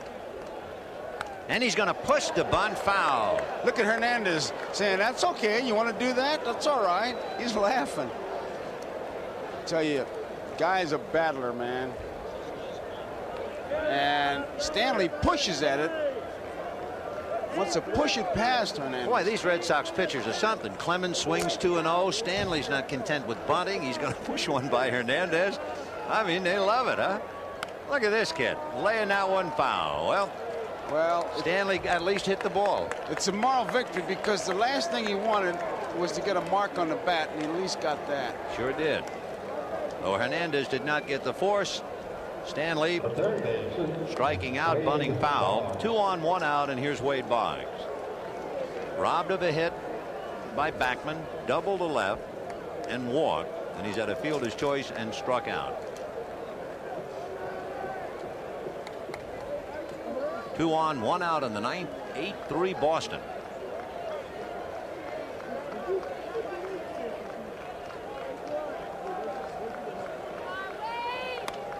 In there. The Mets in the ninth inning are due to send up Mookie Wilson, Len Dykstra, and Wally Backman. Dave Henderson at second, Spike Owen at first, 1 away.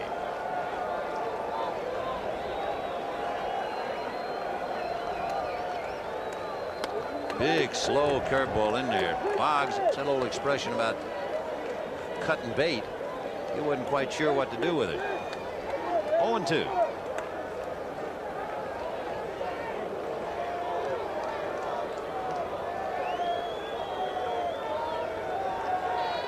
Fouled away.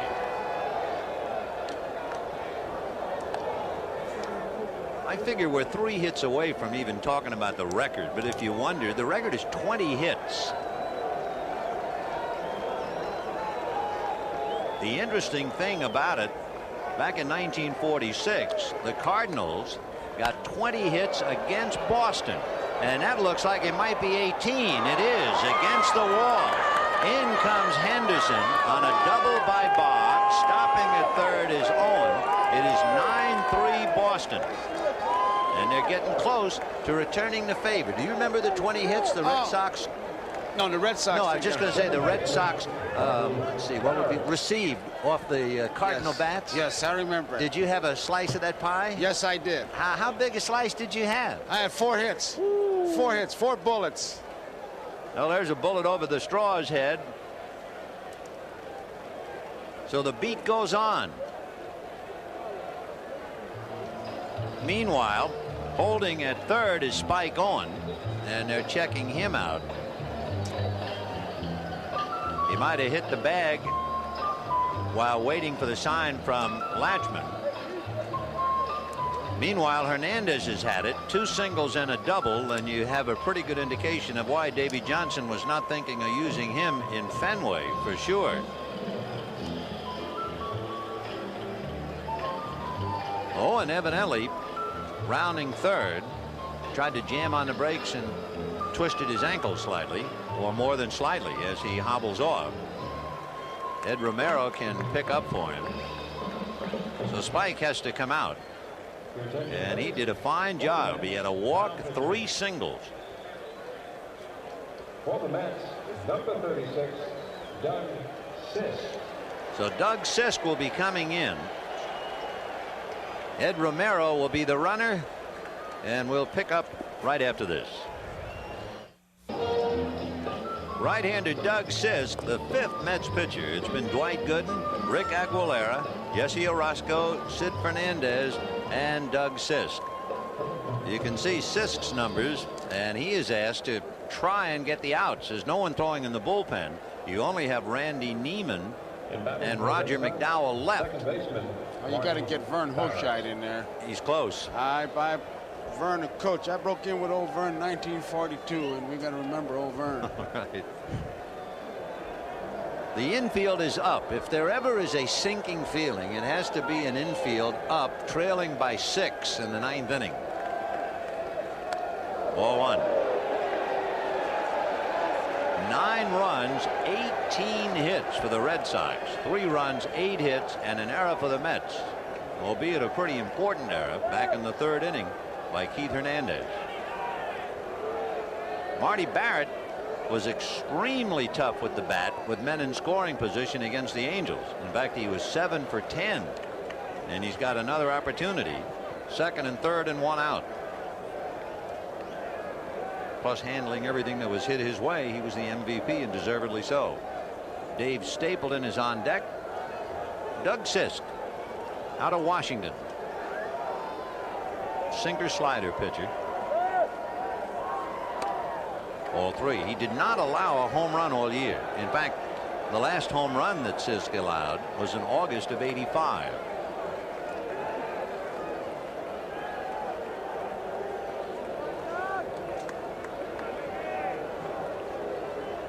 And now they're going to put him on. Well, that'll load the bases with 1 out and bring up Dave Stapleton. Remember Buckner, when he singled in the 8th inning, they took him out and Stapleton ran for him.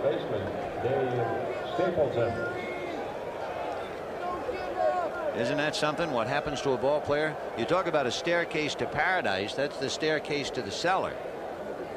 Wrong way.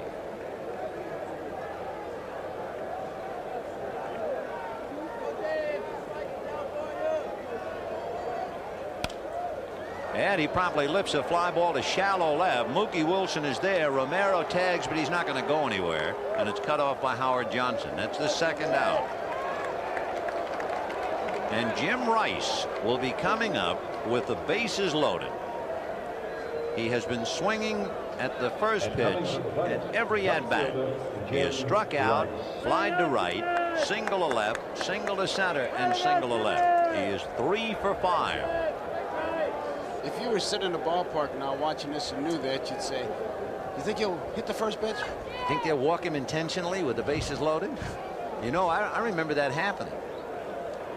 When Mel Ott managed the New York Giants, he walked Bill Nicholson of the Chicago Cubs with the bases loaded intentionally. And Rice, lo and behold, takes the first pitch. Ball 1. First time he has let one go by.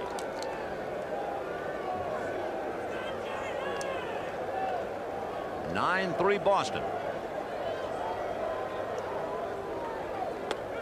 In there. He looks like he's higher on the bat from here. I don't know the close-up shot, but you can see more of the bat handle than the last time. Yep. Definitely. He was a little bit lower last time. Romero at 3rd, Boggs at 2nd, Barrett at 1st. 2 out. Sinker. 1 and 2.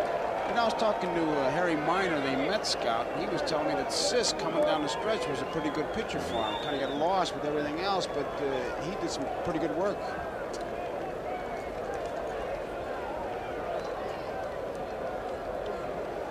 One and 2. Boy, that thing really took off. Carter catching it somewhat awkwardly. 2 balls, 2 strikes. A lot of times they throw that sinker, and then you put down the fastball thinking they're going to throw a sinker, and then they'll sail it like that, and it can be a little tough. Even though you know the pitch is a fastball, you don't know where he's going to throw it, whether he's going to sink it or ride it. 2 and 2. 2 down, bases jammed. All 3. Well, you can't exactly call it a moment of truth, not when it's 9-3. But for Davy Johnson and Mel Stottlemyre, it has certainly been a long night. It's exactly what you saw, twitching time. Sisk from a stretch, and the runners will go. Got him. And again, Carter had trouble on that pitch. Boy, that ball was really moving. And Gary stayed with it to handle it. The Sox get a run and lead 3. And at the end of 8 1/2, 9-3 Boston. Please leave by the nearest exit. Davy Johnson summing up, I think, exactly how he must feel tonight. It has been a highly complicated game for him, with the Red Sox scoring 9 runs and 18 hits. He has used 5 pitchers, and he saw his ace Dwight Gooden buffeted for 6 runs in 5 innings. Mookie Wilson, Len Dykstra, and Wally Backman, bottom of the 9th inning. Strike. Bob Stanley trying to slam the lid on it. Steve Crawford would be the pitcher of record because Roger Clemens, as the starter, did not go the required 5. And as you look ahead, Vin, we talked about Tuesday and Wednesday, Schiraldi was only up to throw a few pitches, so that's a plus for the Red Sox. The Red Sox hand gets tougher and stronger. Fly ball to left field. 1 away. Keith Hernandez and the rest of the Mets have to face a sobering fact. In just a few minutes, they're going to be down 2 games to none and go to Fenway Park and tangle with the designated hitter and tangle with the Green Monster. Not to mention Oil Can Boyd and Don Baylor and the Sox who are on a roll. Lenny Dykstra, 1 for 3, involved in what seems at first glance is not very important, but in the 5th inning, when the Mets were trying to get off the floor, he was stymied on that great diving catch by Dwight Evans. Then the Mets had a walk and 2 singles, and with the ballpark bursting in sound, Strawberry struck out, and there was a ground ball, and that was that.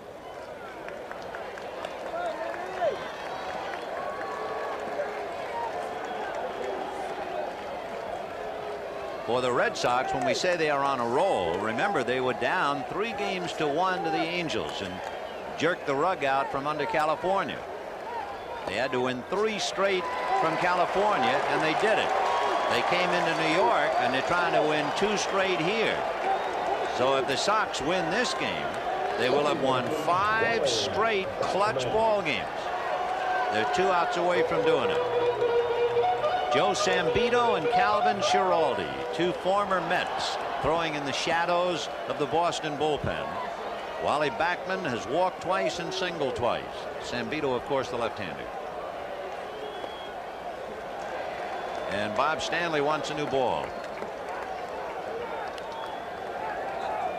Pitchers have told me sometimes that some balls feel bigger than others. Sometimes it seems get a seam that's definitely raised or what have you.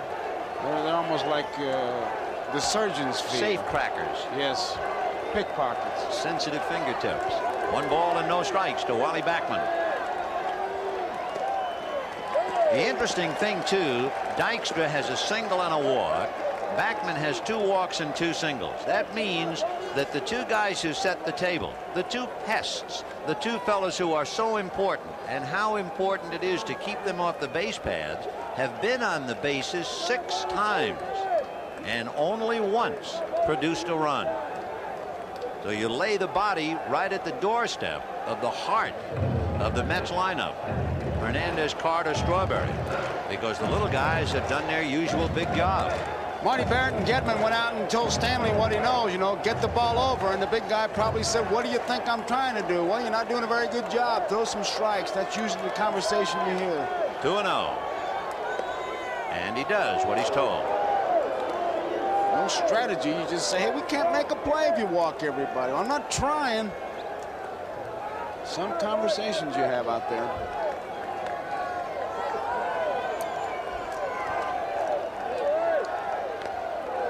Two and 2.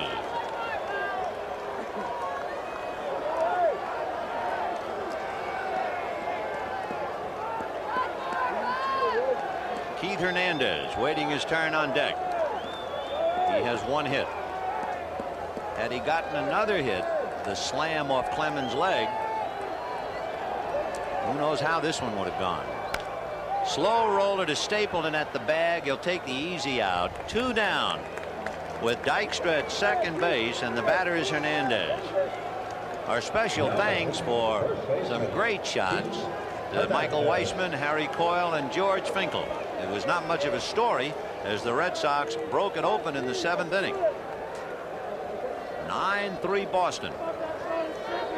Tomorrow's moving day, and Tuesday night at Fenway Park. Bob Ojeda, Dennis Boyd. High drive into deep center. Henderson digging to the track at the wall. He's got it. And that summed up the Mets all night. They've been a buck short, and the Red Sox, who were supposedly almost a 3-1 underdog team, have swept 2 in New York. They have sent Davy Johnson and the Mets back to the gloom. And we'll see if it continues at Fenway Tuesday. For the New York Mets, disillusionment, and for Wade Boggs and company, they feel they're a team of destiny, especially after they won that big game against the Angels, and it is held up. Tonight's NBC Miller Lite player of the game would be Wade Boggs, and Miller Lite happy to present a check for $1,000 in the name of Wade Boggs to the National Multiple Sclerosis Society. Boggs took a hit away from Hernandez, took a hit away from Carter, took a hit away from Santana. He doubled and scored a run, then he doubled again in the 9th inning, and so Wade gets the honor indeed. But the Sox get the win. That is the big one. You know, you come into a park, you say, well, if we can split, win one and lose one, we'll be happy. 2-0, they really have to feel that they can do some big damage in Fenway. It must have seemed like an eternity to the New York Mets, and it was close. 3 hours and 37 minutes. Wade Boggs has to be the man of the moment. Let's go to him and to Bob Costas. All right, Vin, thanks very much. You know, Wade, a few years ago, most observers would have named you a less than average defensive third baseman. Everybody talks about the 3 batting titles, but you've worked to become effective with the glove. Most definitely. I come out every day and work 15, 20 minutes extra on the ground balls. The fielding doesn't come easy, and I have to work a lot harder on my fielding than I do my hitting, and it's paying off. You made a play on Mookie Wilson in the 7th last night. We're looking at a couple of the plays you turned in tonight, but in the 7th to take a hit away, and that preserved the 1-0 lead for Bruce Hurst last night, and at least 3 fine plays tonight. Well, I didn't get any hits last night, but I felt like I went 4 for 4 with that diving play that I made that eventually saved the tying run. And the only way you can do is contribute in games like this, and I'm just going out there trying to do the best I can. When people look at a guy with a lifetime batting average of .352 and 3 batting titles, they figure it's been a success story throughout, and yet just a few years ago, the Red Sox organization left you unprotected. Any team in baseball could have had you for 25 grand, and they all passed. Well, I'm glad they did, because my heart's in Boston, and I'm just doing all I can to contribute in this World Series. You guys have won 5 in a row after coming back from the brink of elimination, down 3-1, and now you're up 2-0 heading back to Fenway. Got to be a great feeling. It's a great feeling. This team's got a lot of heart. They've never given up all year. We've had a lot of adversity on the field and off the field, and we just put forth the effort, and it's paying off. Thanks, Wade. The other side of the emotional scale, embodied by Gary Carter. He's on the other side of the field with Marv Albert. Marv? All right, Bob, and for Gary Carter and the Mets, not a pleasant weekend here in New York. The scenario now, the worst possible case, you go to Fenway down 2-0. Well, it's going to be a tough go, Marv. This Boston Ball Club, they got a great lineup, and they've gotten some good pitching performances. They got one tonight out of their bullpen, that's for sure. So, hey, we'll go on to Fenway, and hopefully we can pick it back up again. Mets still not hitting. Is the ball club pressing at this point? I don't think so. We just came off one of the most pressurized series that we've ever played, and I don't know. We got something going a little bit tonight, 8 hits, but we'll have to pick it back up in Boston. Of course, out of the 8 hits, 2 were bunt singles. Are you embarrassed by what has taken place here at Shea? No, not at all. I'm very proud of this ball club, and I think we've done it all year, and it's just a shame that, these first 2 games went the way they did, but the Kansas City Royals were down 2 games last year and came back, so anything can happen. In fact, the Royals, the only club in World Series history to win after trailing 2-0, losing the first 2 at home. No, exactly, Marv. That's just it about a World Series game, and going on to Boston, and we feel that we can pick it back up again. All right, what about the pitching rotation Fernandez used tonight? It was thought that he would not pitch in game number 4 at Fenway. The thought was Ricky Aguilera, who was utilized tonight. Will it be Darling on 3 days rest? Well, it could be, but I think that Davey is just using everybody he possibly can, and I would say, if anything, it might come back with Sid Fernandez. All right, Gary Carter of the Mets. Let's get back to Vin and Joe. Well, thank you, fellas. And it's pretty easy for Wade Boggs on the ecstasy roll to be on the show. And our thanks to Gary Carter. I know he had to bite the bullet every second he was talking to Marv Albert. He's a class guy, Vin. It's, you know, it hurts more to lose than it feels good to win. You betcha. Well, remember, Tuesday, the World Series continues with Game 3, 8 p.m. Eastern Time from Fenway Park in Boston on your World Series network, NBC. It'll be Bobby Ojeda. What a story. The former Boston Red Sox comes back with an 18-5 record against Dennis Oil Can Boyd, the youngster who was emotionally upset at the All-Star time, suspended, returned, and now trying to make it 6 straight for Boston. The Mets will be fighting for their baseball lives. Join us then. Till then, for Joe Garagiola, Vin Scully wishing you a pleasant good evening.